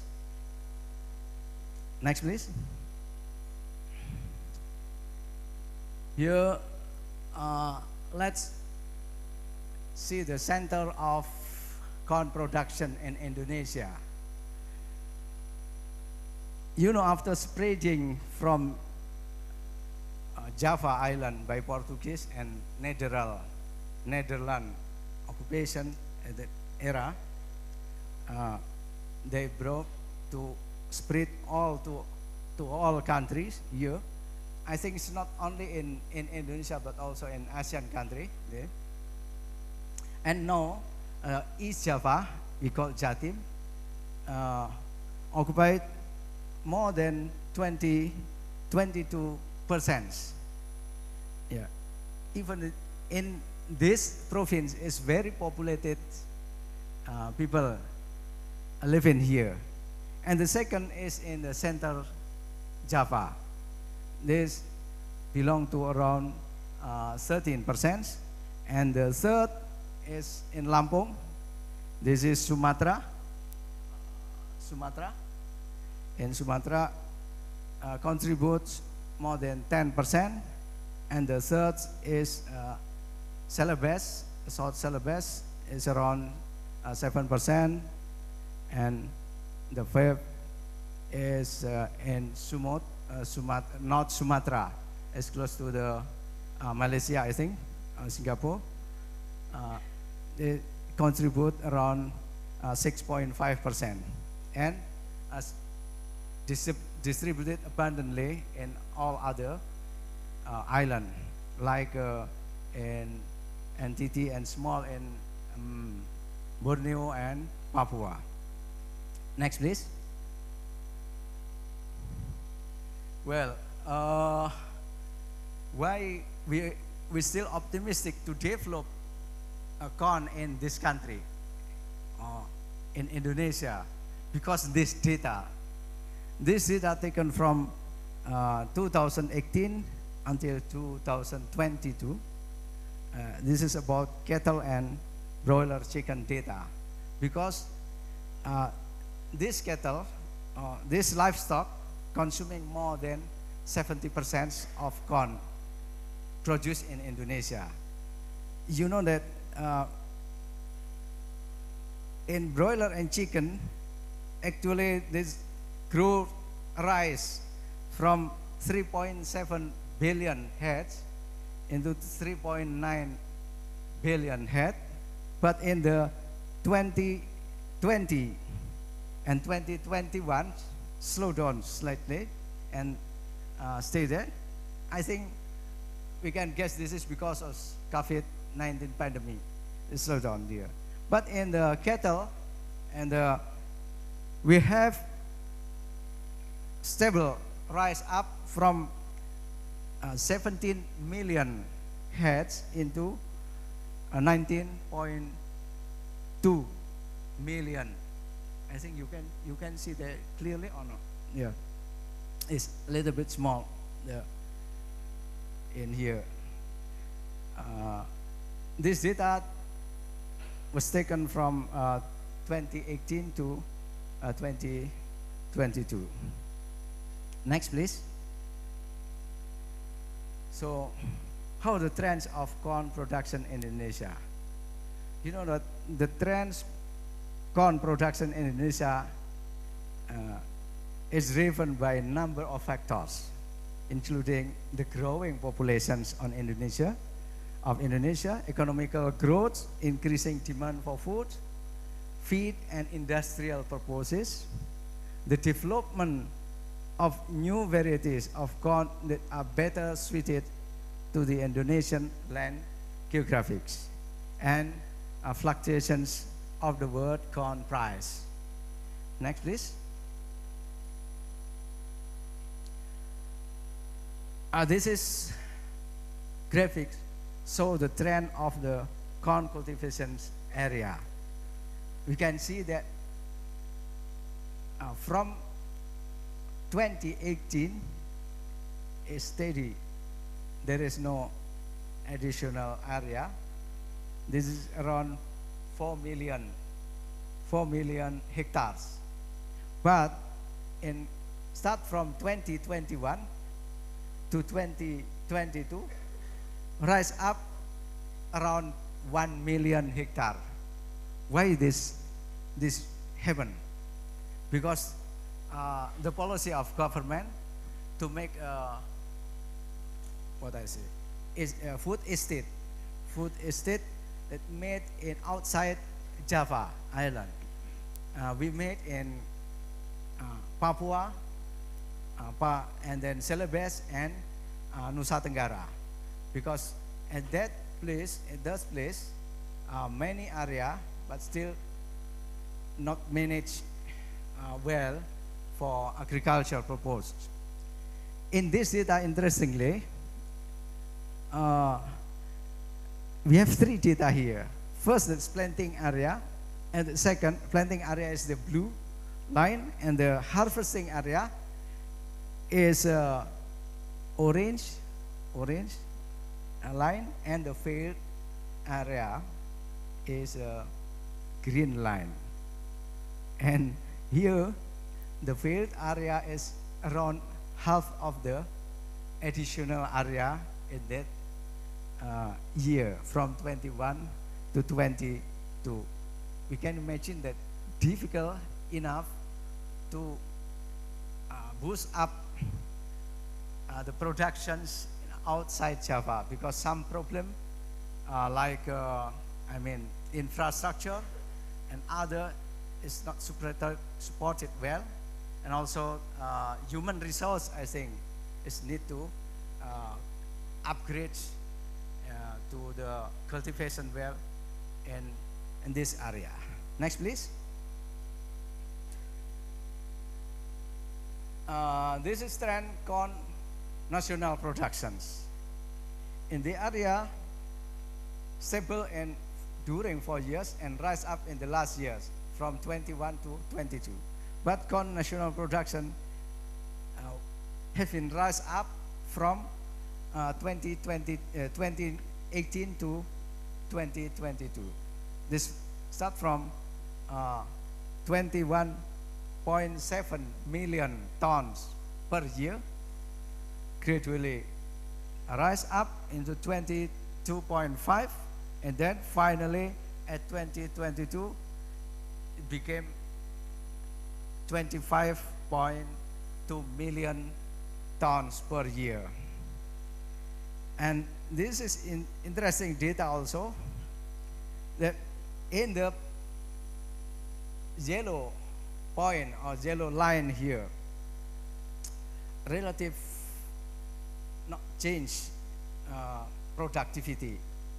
This in 1918 we have productivity 5.3 ton per hectare, and then rise up very slightly 5.5 ton per hectare, and then 5 years next become 5.6 million ton per 5.6 ton per hectare.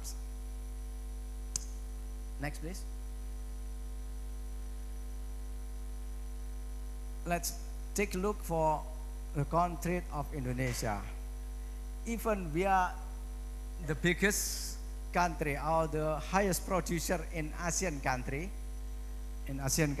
for corn, but we have the huge the consumptions in the corn also.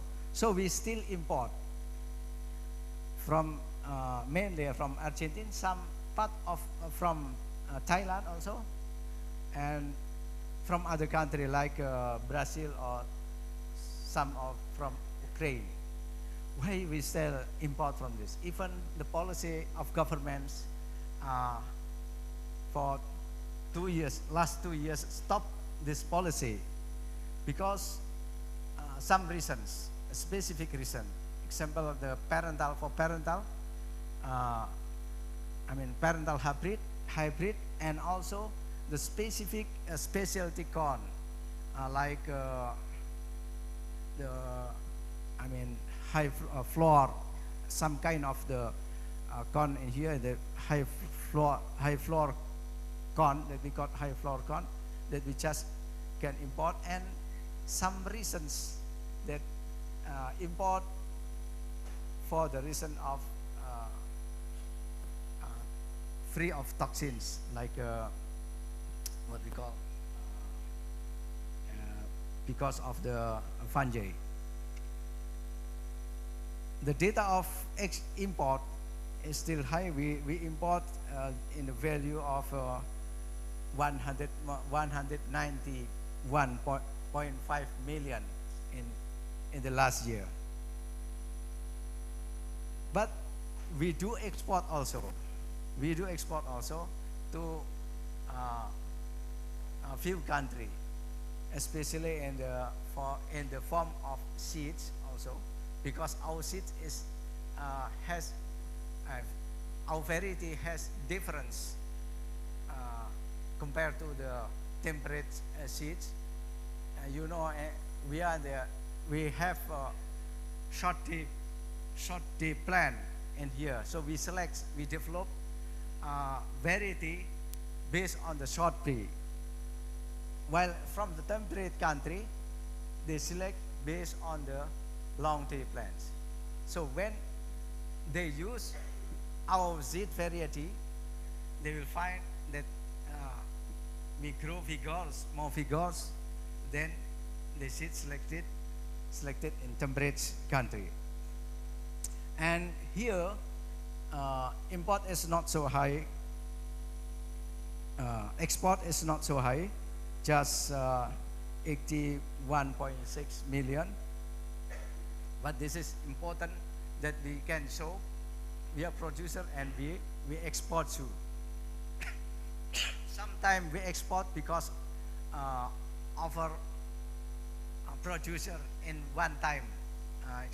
Usually we export to Malaysia or Singapore. Yeah. Next, please. Let's talk about key institutions involved in corn development in Indonesia. Yeah. We have several institutions that support to corn development in Indonesia. First, managed by government. This is come from the Ministry of Agriculture. There is Indonesian Cereal Research Institute. We called ISRI. They're responsible to especially to the technology dissemination, research and dissemination, also the variety development, and National Seed Agency. This is a policy under the Ministry of Agriculture. This policy of the seeds, because seed is strategic things in almost all the country. So this is belong to under the Ministry of Agriculture. And Seed Production Extension Unit. This is responsible. This unit is responsible to propagate the seed along the country. But this is not usually not hybrid. This is composite variety.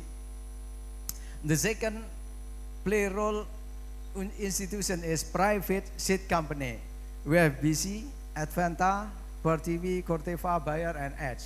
And fortunately, 70% of the big company of seeds is laid on East Java. So we lucky the student here. Our student can, learn and practice in this company.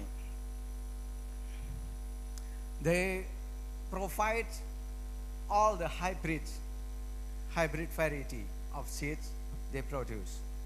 And the third cluster institutions is non-government association of seed producer. Actually, this is a group of the smallholder company or private that they want to participate in propagations of the seeds. And also Indonesian Quarantine Agency. This the gate responsible to the gate of the safety of the variety in Indonesia. And we have also research center in several university, like in IBB, UNPA, they release also variety, and of course in here that we call MICE Research Center, University of Brawijaya. We have responsible to participate in the variety release. Next, please. Now talk about global challenge facing corn development. The challenge first is climate change. Yeah, climate change is become main issue in every country and all the world. And the second, increasing demand for corn because the industry and livestock, also poultry, is rise up in almost all the country because of population is rise up. And declining soil fertility because many farmers want to use their land, but they don't manage well in their lands. And the fourth challenge is pest and disease outbreaking. This is sometimes problem in our country here, many times. Yeah, because this is symptom or the proof that there is climate change or there is global change in the world, including in Indonesia. And also the challenge is employment challenge. Next, please.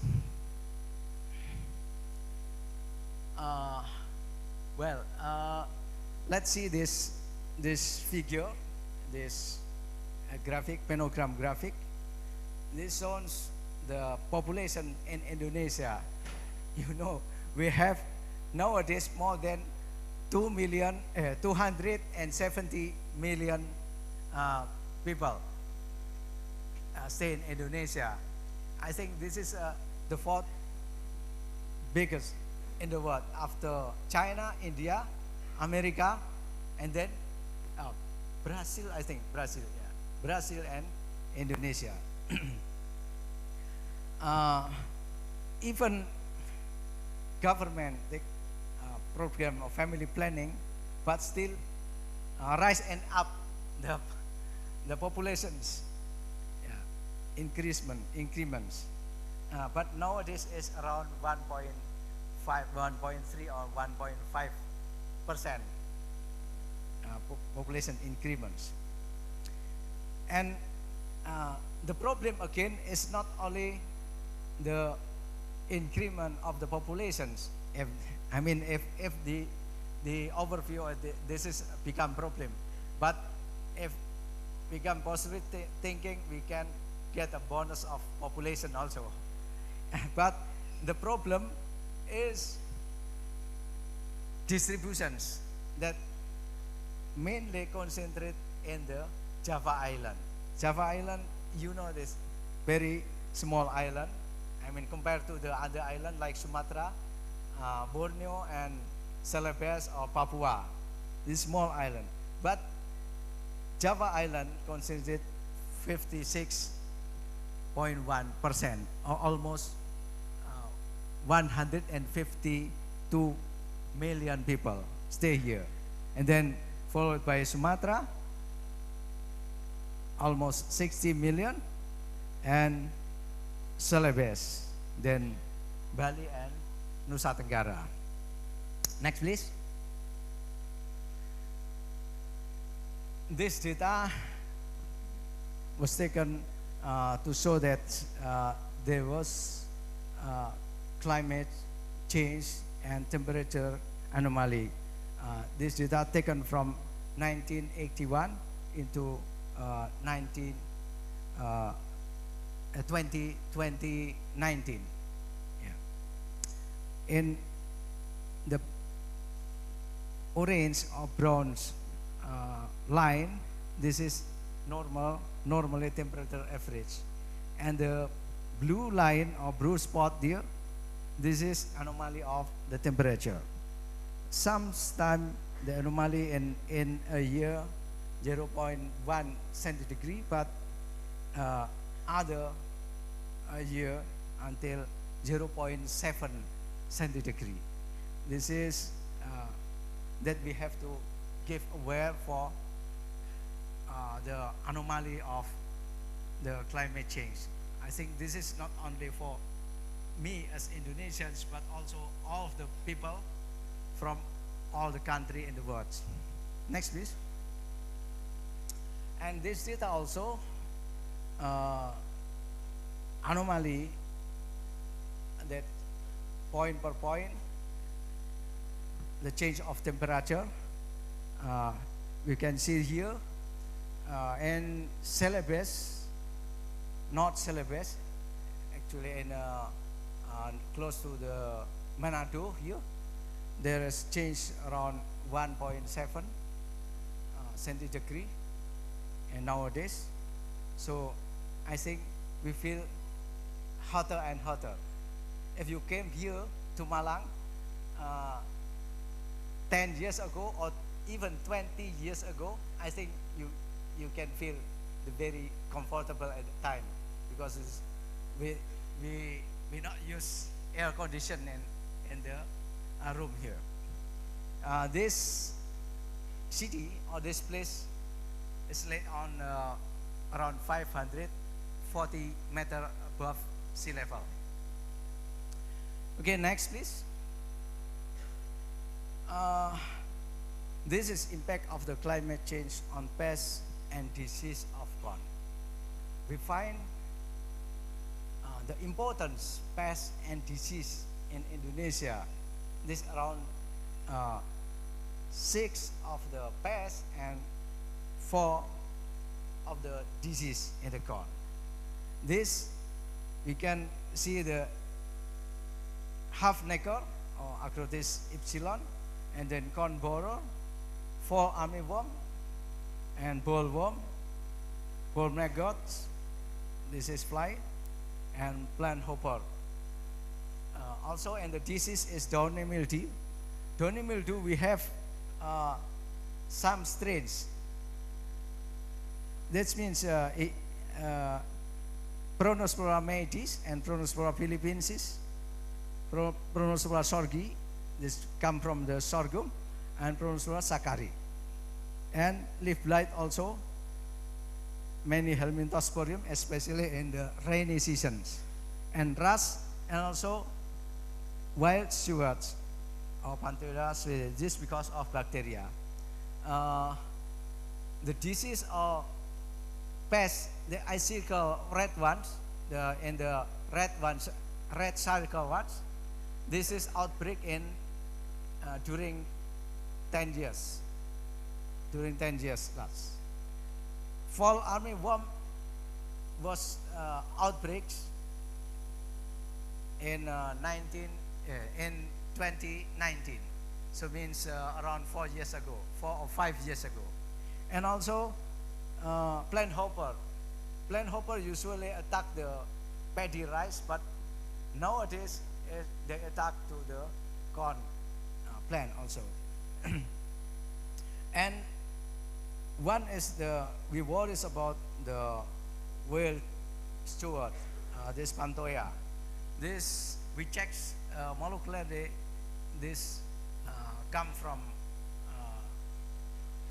temperate zones, but now is become domesticated in Indonesia.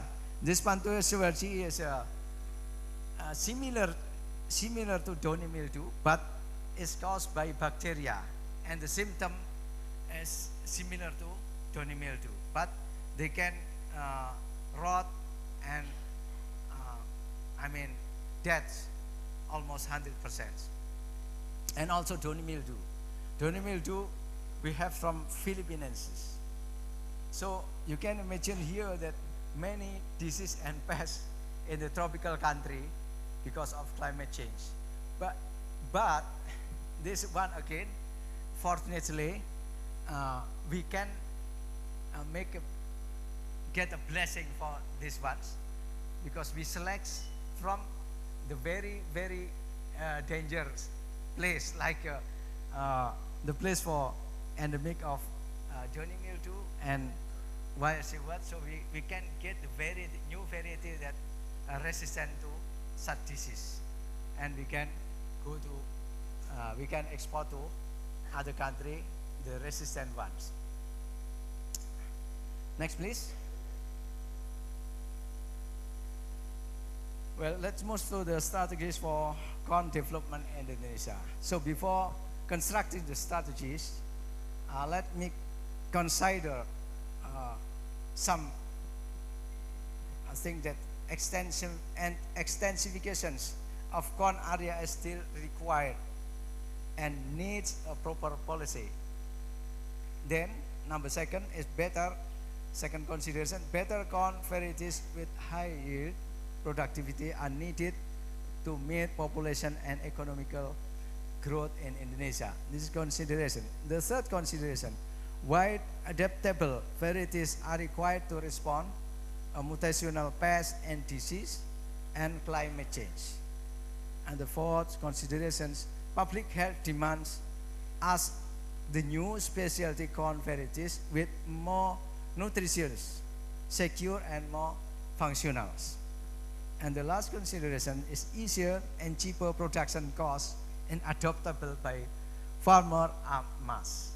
This because we have many potential area outside Java. So the variety or the technology that much easier adoptable by farmer is needed. Next, please. What the actions of corn development in Indonesia? First, increasing the area is the mass. It is dedicated to corn cultivation out of populated islands. So that's why from the last year, government gave policy to make extensification or to extend the land area for corn in the 3 islands, Celebes, Papua, and Nusa Tenggara. This around 1 million hectares. Yeah. Even as I told you, half of them is cotton fowl. And the second is improving the productivity of corn cultivations. As I saw the data there, we have potential of corn productivity. My hybrid is the potential around more than 13 ton per hectare. But practically, the average in the country only 5.5 ton per hectare. This much higher gap in here. So we have to improve how to cultivate and how to acknowledge the technology to the farmer. And the third, the action is developing new varieties of corn that are resistant to pests and disease. Yeah. The new variety of corn not only higher productivity, but must be resistant to plant and disease. And also nowadays, because economically Indonesia is become increasing, so people need better foods like high anthocyanins and like high protein and something like this. And the fourth is promoting the use of improved agricultural practices. We know that some problem attached, I think it's not only Indonesia, because of Ukraine war. We have a problem for the supply and fertilizer. This is, we have to, how to solve this problem. We have to support the other technology other than just making new variety. Next, please. So, this is directions of corn variety development in Indonesia and also UN Maize Research Center. First, the high productivity. This is a must because before releasing of the new variety, we have to check the productivity. Nowadays is must up above the 12 ton per hectare. So I think we have the limitation. If under 12 ton per hectare, government will reject it. And the second, biotic resistance. This is also the pre-request of the condition of from the government before releasing the variety. So we have to check the resistance to the corn variety, new variety, into the main disease like Doni mildew, strain of Philippines. Yeah, this is must. And also from the blight, leaf blight. And abiotic tolerance, because we have policy to expand the area of land, we have to provide the new variety for the extreme area, like in Borneo, that you know, in the Borneo, mainly land is acid. We have ever made a trial there that acidity there is very extreme, as before below the 4. Below the 4, that means acid, very acid, and also in semi-arid alien in the Nusa Tenggara, and also novelty characteristic like anthocyanin and provitamin A and something like this. Next, please.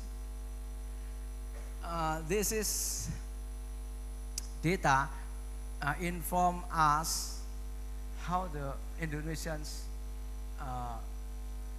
give effort to the corn development here. This data collect from 1951. This means around 5 years after Independence Day. Because 4 years after Independence Day is still war in the Netherlands era. So completely 2 years, because 1949 is completely Independence Day. So 2 years after Independence Day, we have 2 variety there. And 10 years next become 4. 10 years next become 8. It's very slow. And then become 12 in 1981. But after that, we have data that from the 1983 is it the hybrid era. So many hybrids established in that year, from that year. The blue one is, this is composite variety. And start from 1991, we have 30 and rise up to, from the data 2021, becoming 281. And nowadays, we can inform you that my variety released in Indonesia is almost 400 varieties, new varieties. Next, please.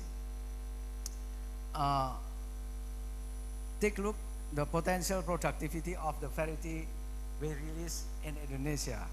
First, at the beginning in 1941, the year 1951, we just have 3 tons per hectare. This is very, very low. And then rise up very slightly until 1981, become 4 tons per hectare. But 1991 become 7, this is composite, and 8 for the hybrid variety. And 2020 and 2021, it's become 12 tons per hectare for hybrid and 8 tons for composite variety. Next, please. This is describe us, inform us the percentage of the using hybrid in Indonesia. You know that from this data taken from the 2013, we use 49% of hybrid. People use 49% of hybrid, and grow up slightly, and now, and 2 years ago is 79% farmer use the hybrid, and now we can see that more than 80% farmer use the hybrid. The number of specialty corn released in Indonesia. Next, please. Yeah. We have number of specialty corn released in Indonesia, mainly for feed purpose. This is that we call yellow corn or field corn. We have 325 varieties. This is data taken from the October 2022. PBM, high protein, we have 5. It's not so many, because why we don't make a new variety for PBM? Because sometime market is do not like, or sometimes reject, because the performance of the KPM is not good enough for the trader or for the farmer. And you know, the KPM corn is preferred by pest like Staphylococcus and something like that. And provitamin A, we have 2. Anthocyanin, we have 8 varieties. And sweet corn, we have 19, and for vegetable oil, we have 2. And nowadays, as the data of the October 2022, we have also 4 varieties of GMO. But this is not established or not made in this country, but import from America, especially through Syngenta, I think. Next, please. Let's talk about the role of Maize Research Center UB for corn development. We have missions and responsible to study and develop science and technology dealing with know-how of corn. Yeah. To develop prosperous varieties for facing global challenge in food, feed industry and environment point of view. Now we have 16 prosperous varieties have been registered and released by Ministry of Agriculture to educate students practically about smart breeding, agronomy, processing, edge, and so on. And the fourth is to knowledge farmer and other civilian stakeholders regarding to corn development and sustainability. And the last, to play a role in preparing students and alumni for workforce through professional certifications. This is our responsible in the group of Maize Research Center, University of Brawijaya. Next, please. Let's ask the lesson learned from breeding to market. Actually, we start for breeding of corn from the 2010s, so almost 13 years ago. And we, at the beginning, just based on the knowledge of the science. I mean, we just assembled the new variety based on the high productivity and something like that. But after we knowledge to the farmer, finally farmer usually do not like or sometimes rejects because the performance of the corn is important by trader envy. This is I worry because many of the germplasm that we collect for several years that will be wasting. But finally, little by little, we knowledge to the farmer in some place, in several places, they can accept it, and also to the small company, we knowledge them. Next, please. Also, before releasing, we have make a trial in the acidic area, like in the Borneo and the NTT. At the time, we found that acidity is reached 2.8. This very acid, and in the NTT in the close to the Kupang area. This is inform us a situation before releasing that we have. They are judged whether the pest or not. The variety want to be released there, and this is we collaborate with company to propagate or to commercialize the variety. Please next, please. And also we have to keep and to maintain the quality of the variety, a genetic variety. This, you know that this is an outside of our thinking that we have to manage time by time the quality of genetic variety in the corn after releasing. Please next, please.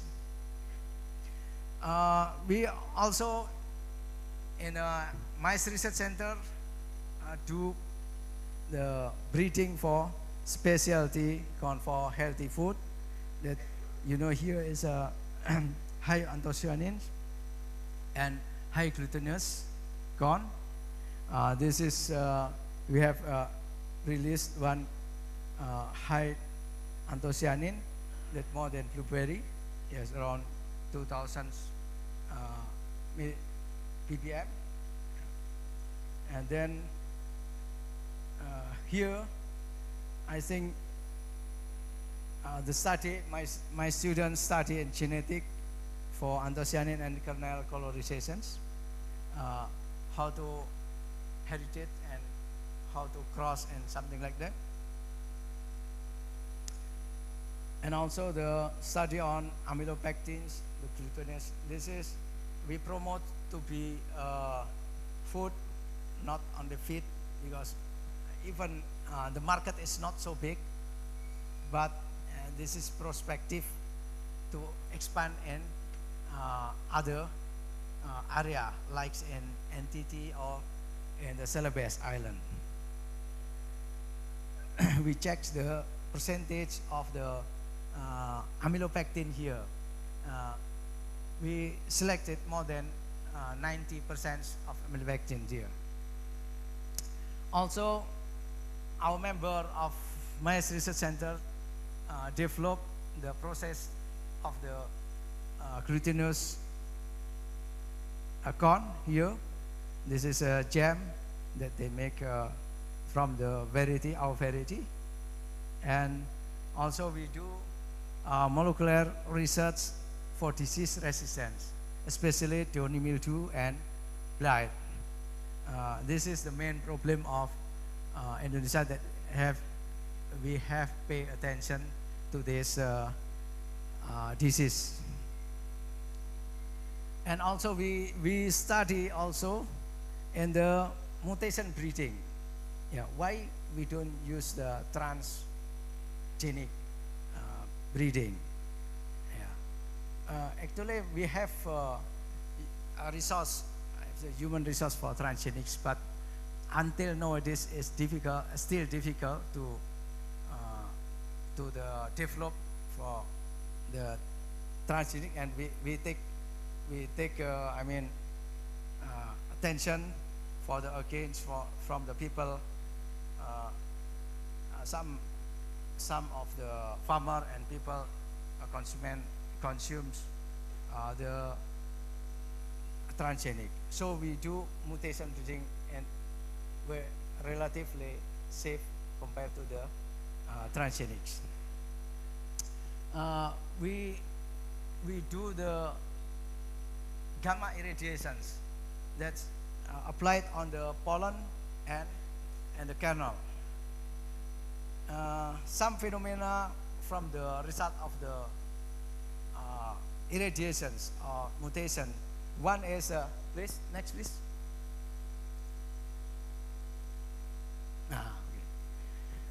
We found some mutant here that I call the superroots mutant corn, that the kernel, when we germinate, they have many roots that nominate to be good in the semi-arid area, like in NTT and like this.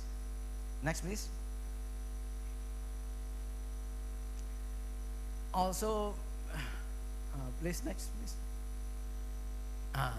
This ones. This is new mutant also that we found the sweet corn and very beautiful color here. This is first time I found that the pink color.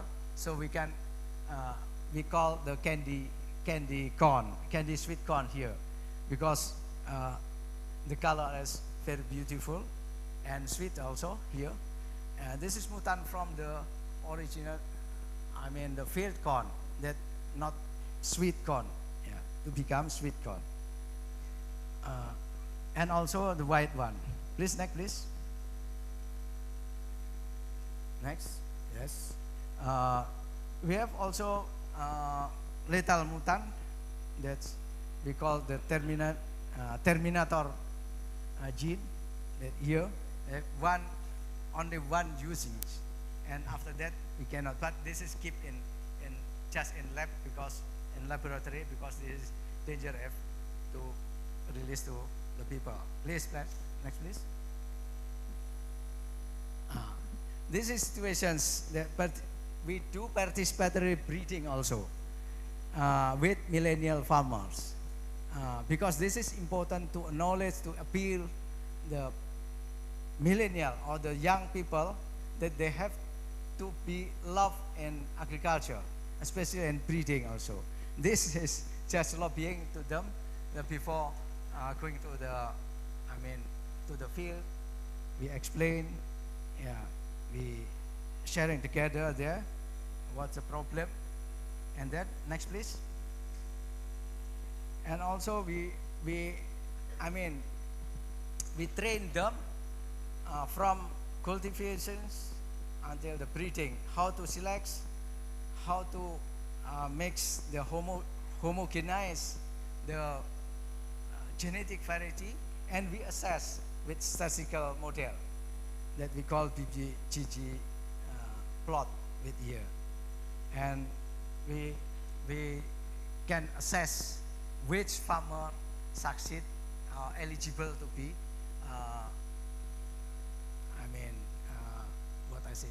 collaborating, make a collaboration with us. Next, please. Us, our responsible in the education sides, we do also integration concept on the student competency achievements, that we make collaboration with Ministry of the employment, Ministry of Employment. We integrate between skill, attitude, knowledge, and the environment of management skill, environment, job role, and management and task skills. That we hope after training and assessment, they are being competent. Next, please. This have been 2 years ago. We do teaching industry models. Teaching industry model means we train students and then assess in the working place. In the working place, what they, typical or specialist, they can take the, in plant breeding and seed producer and something like that. Seed producer, plant breeding, selections expert, and other field. And after they pass, they can give, we can give certified. Yeah. Please, next, please. This is also in the cultivation side. We train this in up as how to make a, based on the one for breeding in the corn, we have to good agronomics treatments and the processing of the seeds and how to cross and how to sell the corn here. And after that, if they pass, we get certificates. Next, please. From last year, we have MRC have projects to spot the government of the entity. Entity mean Nusa Tenggara, Timur mean East Nusa Tenggara. This is semi-arid area there. And our project is seed self-sufficiency. We train them, farmer there, to produce, how to produce the hybrid variety there. Because until nowadays, in that place, government just give the hybrid variety from import from Java, the central of the hybrid variety seeds. Next, please. This is not collaboration and ongoing research projects. Yeah, we have several, but not so many. But it's important, and we brought to help the farmer in the semi-arid area and the area to promote our new varieties. So I would like to express in this chance my deep gratitude to above institution for all assistance, support, and kind operations. Closings, please, next. Global attention and collaboration are needed to maintain the importance of corn as most strategic global commodity in the face of climate change and the changing global trade landscape. Number two, integrated research approach to encourage not just even as a smart corn breeding, but a holistic integrated research approach to create beneficial, futuristic, and sustainability and innovation and environment as well. So we need cooperation to other fields, not only from the breeding sides or biotechnology side, but also from the physiology and environment sides also. The third is community engagement to facilitate involvement of academic students, farmers, and all elements of the university in the form of joint research and development. Their diverse insight and practical experience can substantially enrich the research process and work professional. And the last, university network empowerment to leverage the power of the UNTA for effective knowledge and resource sharing and collaborative problem solving. By working together, we can tackle challenge more efficiently and discover innovative solutions that benefit for everyone. Next, please. This is reference. Next, please. This is photograph of mine that's still young. No, also still young. Thank you very much. Wow. Thank you very much, Prof. Arifin, for your remarkable speech. Please have a seat, Professor. So, distinguished guests, ladies and gentlemen, now is the time for us to entertain you guys to have a question and answer sessions. But before we start the question and answer sessions, let me recall again the speech, the first one by Professor Phillips.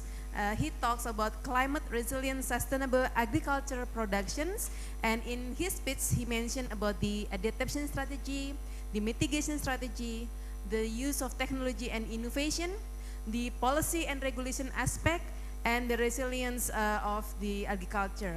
And it's really interesting that he also mentioned a few examples of the remarkable work done from his colleague in UNTA regarding the artificial intelligence related field. For example, the controlled environment agriculture, or CEA, also the AI assisted cultivation management, the AI assisted early warning of crop disease, and the climate resilience crop or livestock. Also about the agricultural management practices for restructuring cultivated land. It's really interesting from Prof. Phillips. Also from Prof. Arifin, he's mentioning a lot of interesting research regarding the corn development in Indonesia, and especially from my sister center. It's really remarkable work, Professor, that you've done. He mentioned about the history and the importance of corn, and also the trend of corn production in Indonesia. He also mentioned the condition between export and import of the corn, and he also underlined the global challenge of corn developments, and also he mentioned the information that there is a significant increasement of hybrid varieties of corn. And it's really interesting that he also explained the role of a MICE Research Center in Brawijaya University for corn development. For example, about the variety development, about the food processing, also with glutinous corn. He and his colleague also conducted several research in molecular for disease varieties development, mutation breeding. He also mentioned about candy sweet corn, right, Professor? I would like to try actually, if it's possible. And it's also interesting not only in research aspect, he also conducts several community services, participatory breed for millennial farmers, integration concept of competencies, and teaching industry. Both have a really inspiring talk to be discussed. And for that, I would like to welcome the distinguished guests, ladies and gentlemen here, to raise your questions. Before you raise your questions, please mention your name. You can raise both in English or Bahasa, and I would like to translate if it's in Bahasa. So please raise your hand if you have, okay. So energetic, I like this spirit. Okay, there is two young gentlemen over there that I would like to give the opportunity, and I can see here Mr. and that's all for the first session. So we have two questioners in this side and one from Mr. over there. And please stand up, mention your name, and please address your question. Thank you. Okay, first I want to say thank you for this opportunity. My name is Muhammad Fatoni Putra. I'm from Agriculture Department. My question, lastly, we will already talk about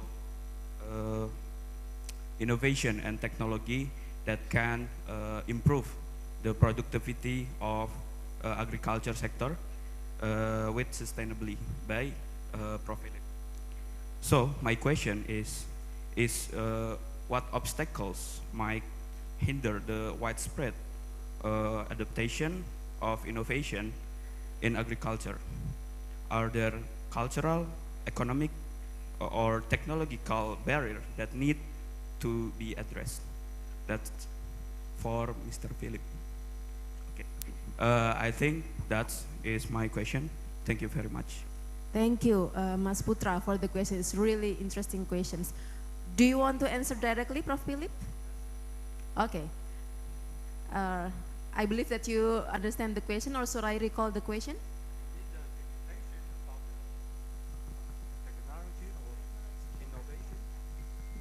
The challenge or limitation, right? Yes, obstacle of technology adaptation.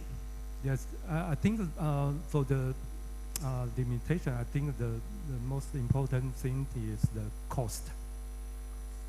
Yeah, because in Taiwan, I think our land is smaller.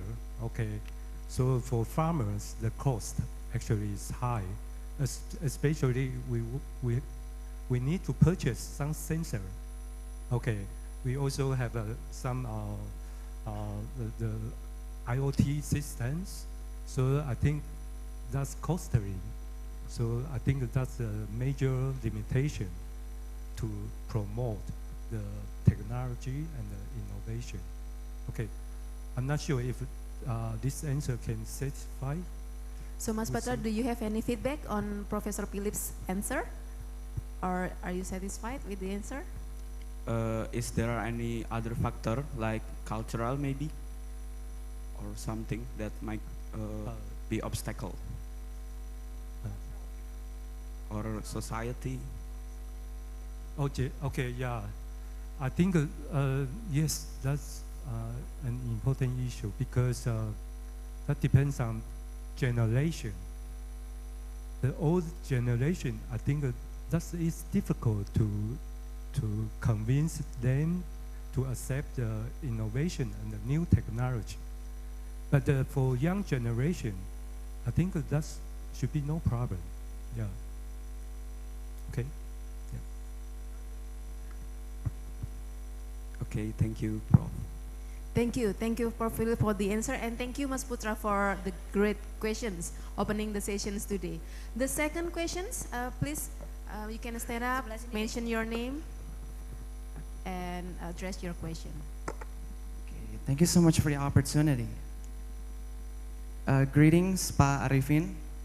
I hope you're doing well today. There's a point where Could you mentioned... mention your name, please? Oh, yeah, I'm sorry. Yeah, please let me. Nama saya Khalif dari Agroteknologi, Angkatan 22. There's a point where you mentioned that one of the ways to demonstrate the providing actions is to develop new varieties of corn that are resistant to pests and diseases.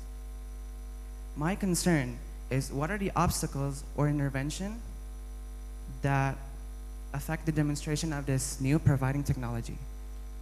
And how can it spread thoroughly on local farmers in Indonesia and enhance the export level on resistant corns overseas, if you don't mind me asking? Thank you.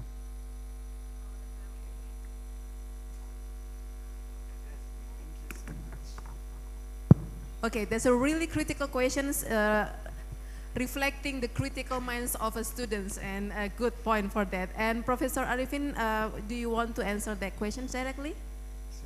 Okay. Sorry, but as far as I catch the questions, the effective of what's, because it's not so clear, sorry.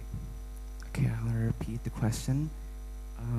What are the obstacles or intervention that affects the demonstration of this developing technology, and how can it spread thoroughly on local farmers in Indonesia and enhance the export level on resistant corns overseas? Thank you. Okay. Well, I think it's similar to the question is the obstacle, right? Exactly. Okay. The obstacle for dissemination of technology or innovation, and user here in this case is in a farmer or millionaire farmer. Is how to communicate, and as far as I know, how to communicate the between we between we and them. There's the I mean what the farmer the farmer the directions. This is communication first, and the second, sometimes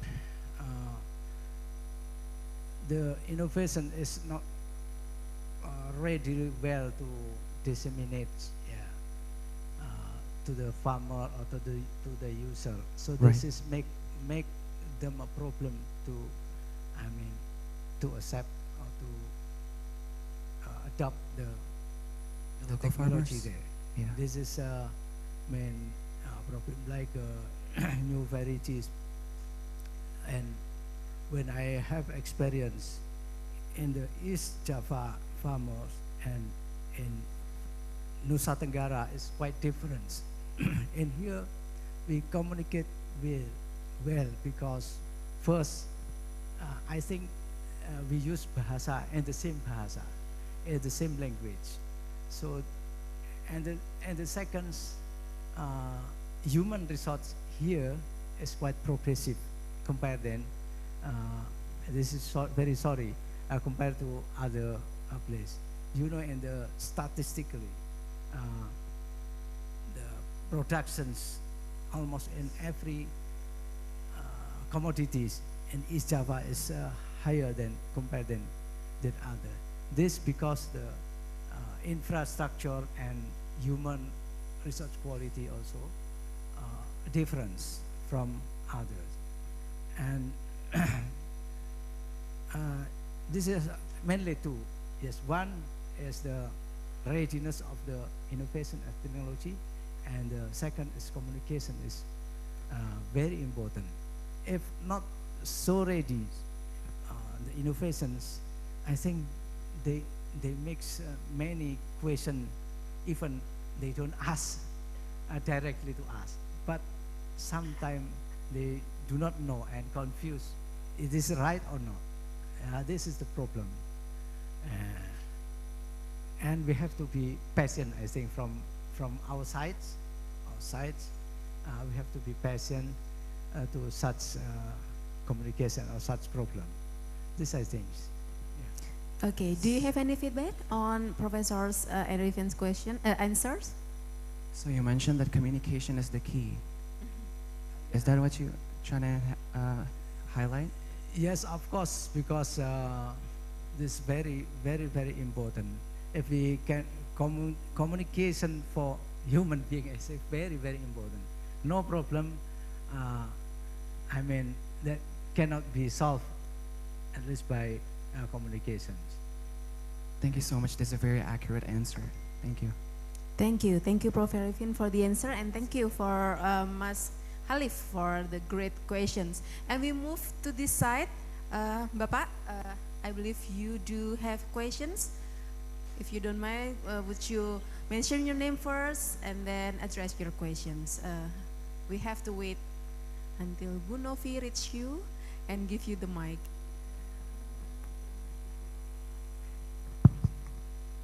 Assalamualaikum warahmatullahi wabarakatuh. Waalaikumsalam. My name is Johnny Kusnadi. I was student also, but student 1981. My question to my friend Dr. Philip, welcome again to Malang.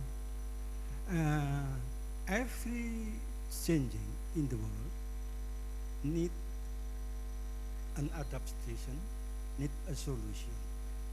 Yeah, related to the climate change, you said you offer some solution, but the most of your solution may be quite expensive.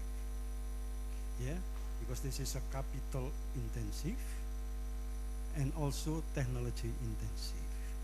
How about for the poor farmers, for the poor countries? What is your solution related to the climate change? And to my friend Professor Arifin, congratulations for your development of some varieties in corn. But up to now we still import corn from other countries, especially from maybe USA. And based on your data, productivity in USA maybe twice compared to other countries and including Indonesia. Is it possible for us to catch up, to increase the productivity? Because you said you develop the varieties actually based on a mutation. This is not molecular or transgenic technology. Maybe because of that the productivity of our corn relatively low, and also in other countries. Is it possible for you and maybe for us to develop more sophisticated technology to increase the productivity? Because our land actually more fertile than the America, than the USA. Yeah, we call it Gemah Ripah Lojinawi in bahasa Jawa. But we import it from other country, which is actually not fertile. This is our challenge, maybe your challenge, Professor Arifin, to increase our corn productivity, not only for Indonesia, but for the. Thank you very much. Thank you, Terima Fevens, for such strategic question from Prof. Johnny. And Prof. Philip, would you like to answer the questions? You have the mic over there. Okay, since your question, Dr. Johnny, my old friend. Yeah, I think that's true. Sometimes the cost is an important issue. Because in our country, do you know the average age for the farmers is around 65 years old. So to help the old farmer, so we have to create or develop some automatic machine, and even some I think that will help the elderly people for cultivation, the crops, or even livestock. Okay, so I think the point we emphasize maybe is different, but even though the cost for the smart farming, I think it's still higher, especially in Taiwan. The farmer, I think that they are very they just have a small farm, okay. But for big farmer, especially for big company, I think the cost should be no problem. Okay, even in Indonesia, if you have a big company and you have a large farm, the cost will be, I think, will be not a issue anymore. Yeah, because the cost is automatically, it can cover a very large area, so that should be no problem for big company. Yeah, even in the maybe some farmers, they don't have enough money to get the expensive sensor or the instrument, but for big companies should be okay. And in the future, I don't know, because the manpower shortage, I think, is a serious problem in Taiwanese agriculture.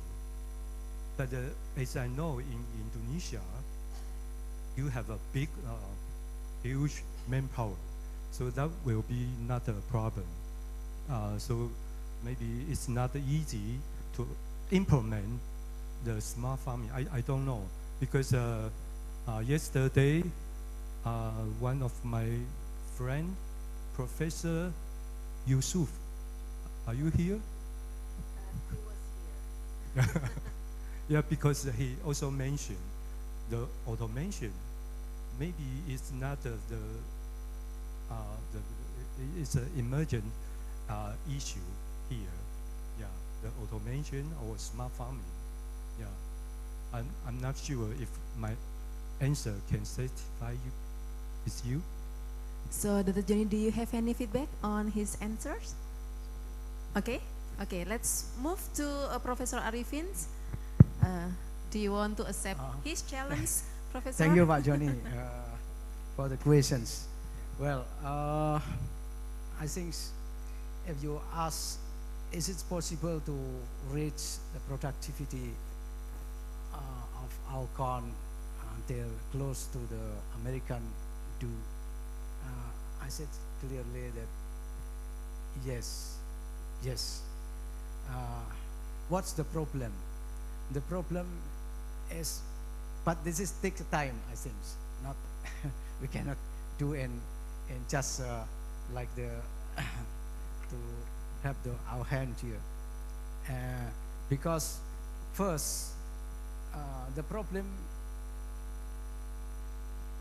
nowadays is we can establish the good variety with high productivity, and we can prove that some farmer in the spot place in here, like in Nganjuk or in Kediri, in the fertile area, and progressive farmer, Mojokerto also, they can get easily until 11 ton per hectare.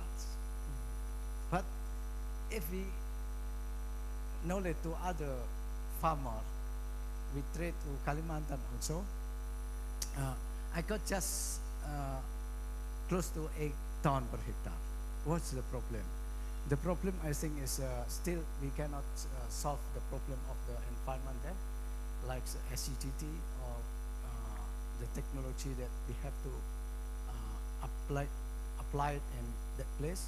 And the second is the problem in the variety itself. You know, our variety is developed based on this environment here in the Java, especially in the East Java.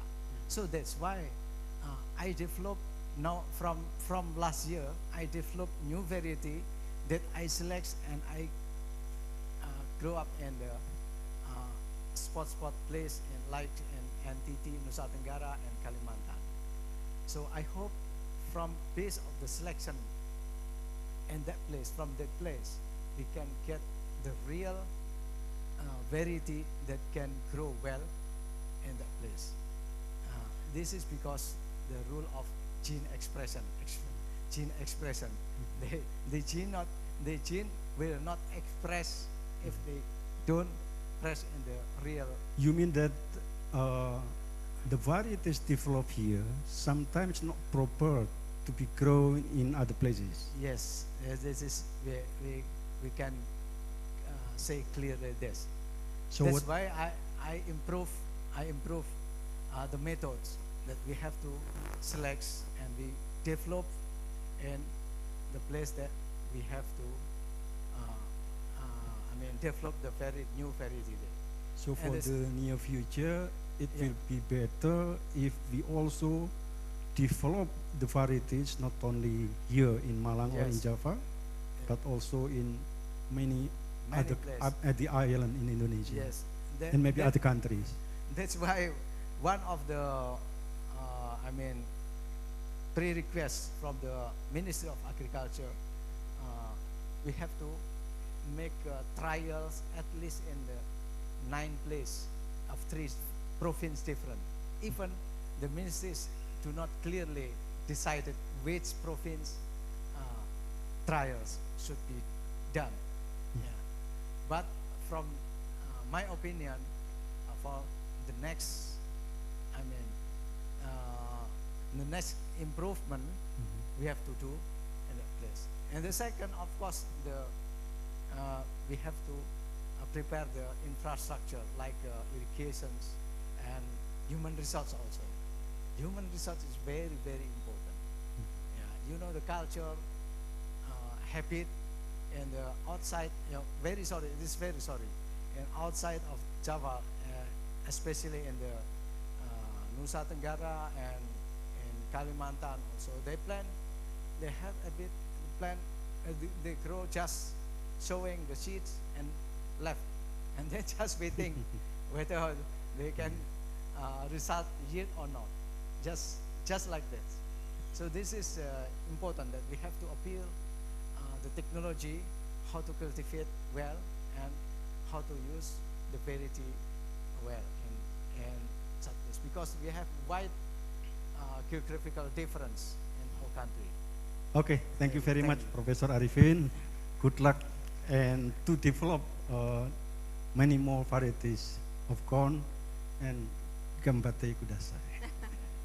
Thank you, Dr. Johnny, for the interesting question, and thank you both professor for the answer. So, ladies and gentlemen, I can sense here that actually the academic atmosphere in this room is getting warmer, but unfortunately, due to the limitation of time, we have to end the question and answer session. You do have question? Okay, let's give the last opportunity of the questions to the professor over here.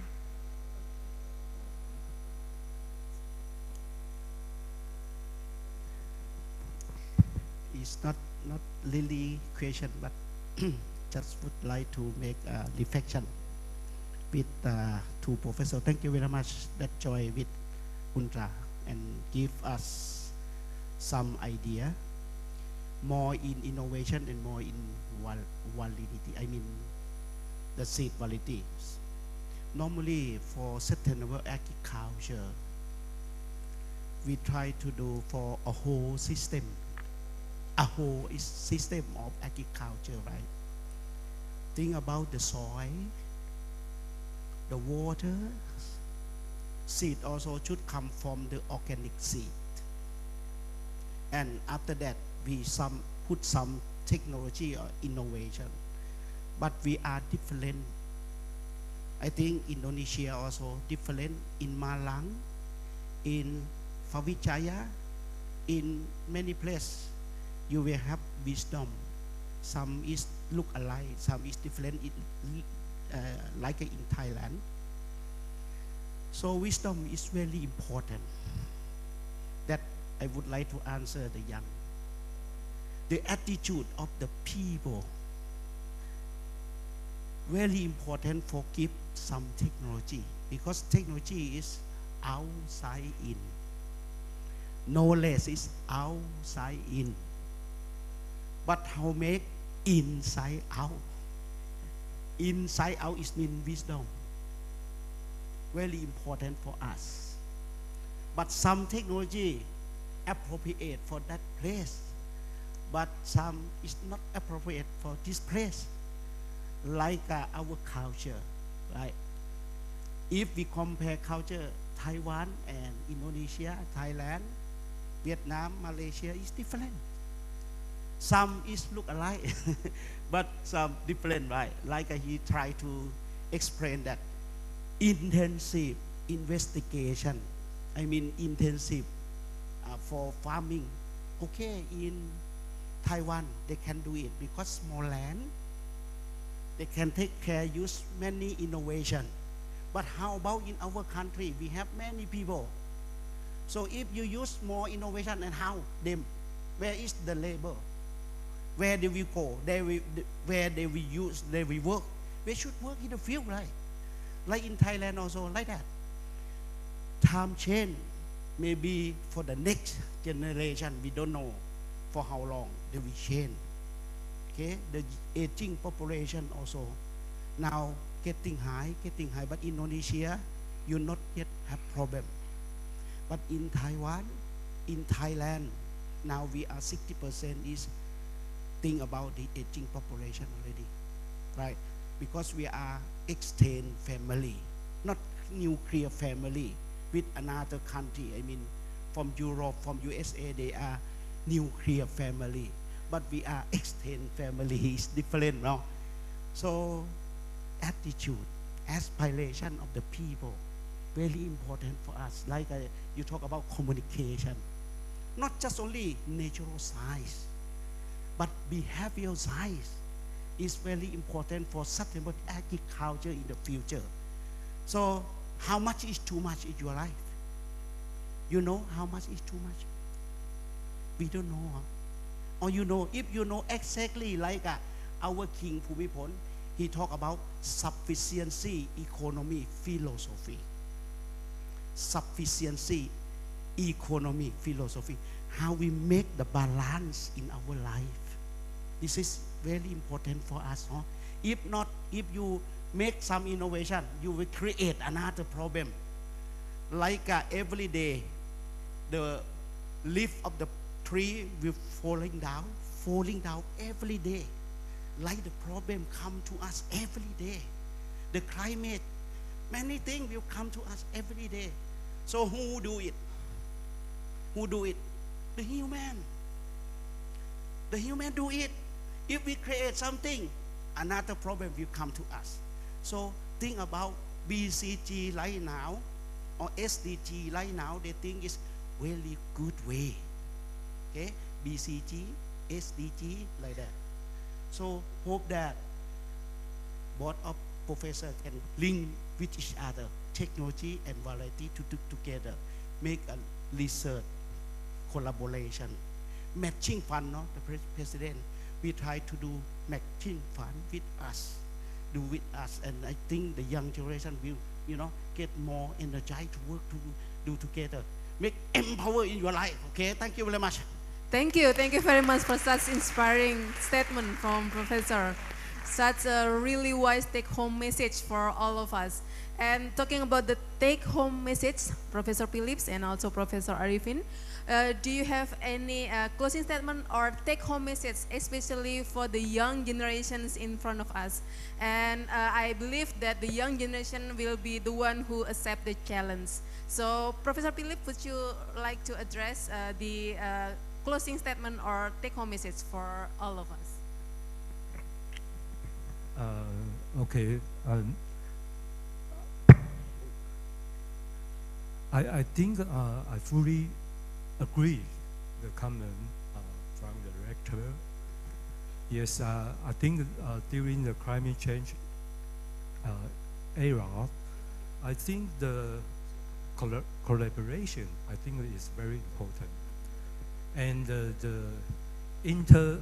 I think the crossfire cooperation, and maybe the different discipline, we should cooperate together. Because now the problem, I think, is a multi-faced problem. So it's not only, I think the time is different, because when we study, for example, plant science, when we study chemistry, sometimes only one discipline maybe cannot solve the problem. The problem is become more complicated. So I think there are two ways we can solve the problem. The one way is we learn more, okay. And another way is we cooperate together. That will be easier to solve the problem. Okay, thank you. Yes, shortly, I think everybody is welcome for collaboration. Special message for the young generations from me is the next generation is yours. This is short word from me.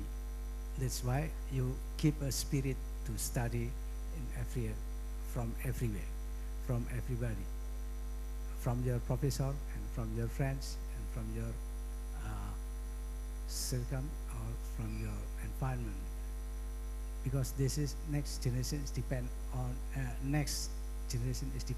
you. So our generation is become to the what I say is the sunset, like a sunset. It's close, and the next is you keep. So keep in spirits.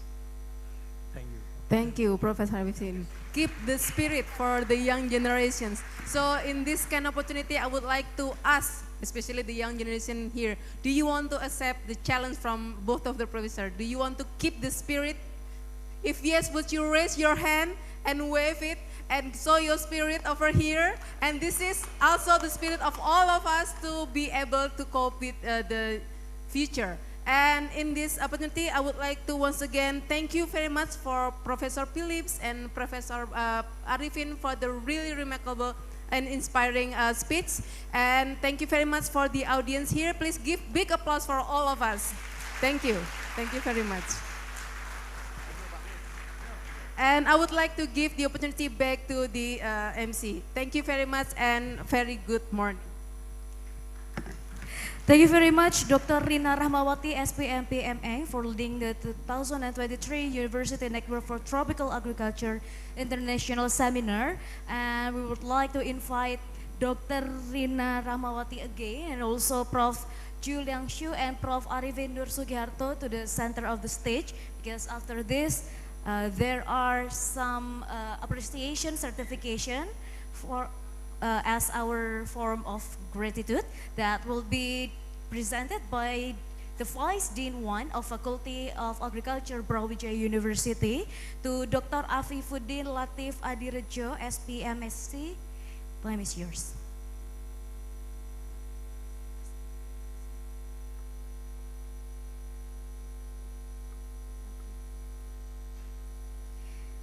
The first appreciation for Prof. Juliang Xu. Please give applause to our professor. The second one is to Professor Arif Nur Sugiharto.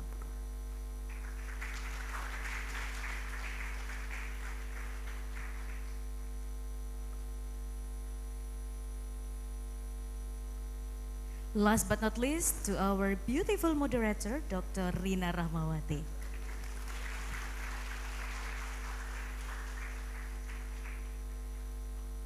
Okay. Please take a picture together to capture the moment.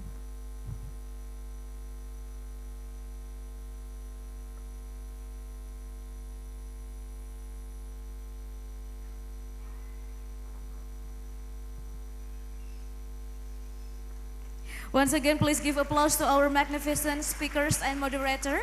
Officially, today we have learned a lot from them according to our theme, International for Sustainable Agriculture Production, Ensuring Climate Resilient and Digital Agriculture. Thank you so much for being willing to share your knowledge with us, and we are looking forward to seeing you again in our upcoming event. Well, ladies and gentlemen, that's all for the 2023 University Network for Tropical Agriculture Annual Assembly. Thank you very much to all speakers, moderators, participants, and invited guests that participants in 2023 University Network for Tropical Agriculture Annual Assembly with this theme, International for Sustainable Agriculture Production, Ensuring Climate Resilient and Digital Agriculture. We also give an information that for the participant to get a certificate, you can fill some formula there, so you can get your certificate there. So don't forget to fill the form, or you can ask the committee in front of the desk administration. And for delegates, after this, we will go to the rectorate building to take a group photo there, and then we'll go to the rectorate building, 8th floor, for the lunch. And we also remind you that tomorrow we still have an event, field trip to Mount Bromo. So if you're not registered yet, you can immediately fill out the form through the application that has been provided by the committee. And for participants, you can also watching the poster and photos exhibition outside these rooms. And ladies and gentlemen, unfortunately, we are already in the last session of this event itself. We would like to extend our gratitude to all the distinguished guests for the presence and participants in 2023 University Network for Tropical Agriculture Annual Assembly. Looking forward to seeing you again on our upcoming event. I'm Khairunisa signing out. Thank you very much and see you again. Wassalamualaikum warahmatullahi wabarakatuh. Thank you very much for the very lovely Master of Ceremony. Again, applause, ladies and gentlemen, once more. Thank you very much also for the audience, for the comings, and our beautiful moderator. Thank you very much also. Bapak Ibu, ladies and gentlemen, now we are having the next program. Next program is we will visit the stand for photography and also poster exhibition that we have already visited before earlier by Mr. Directors. Now please come and follow me, gentlemen. Please come and follow me. Follow me, please.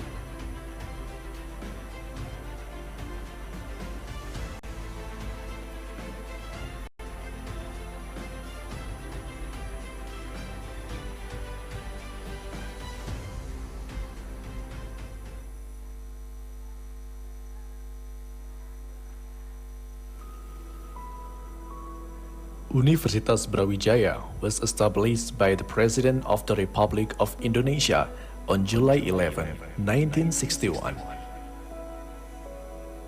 This name is derived from the title of King of Majapahit, a great kingdom in Indonesia from 12th to 15th centuries.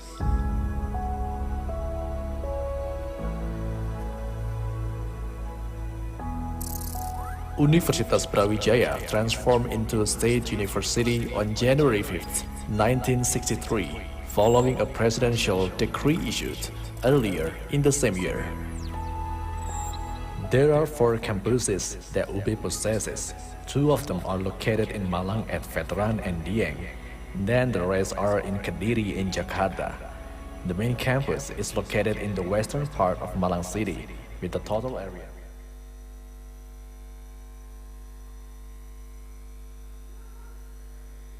60 hectares. It's a very strategic location, and it has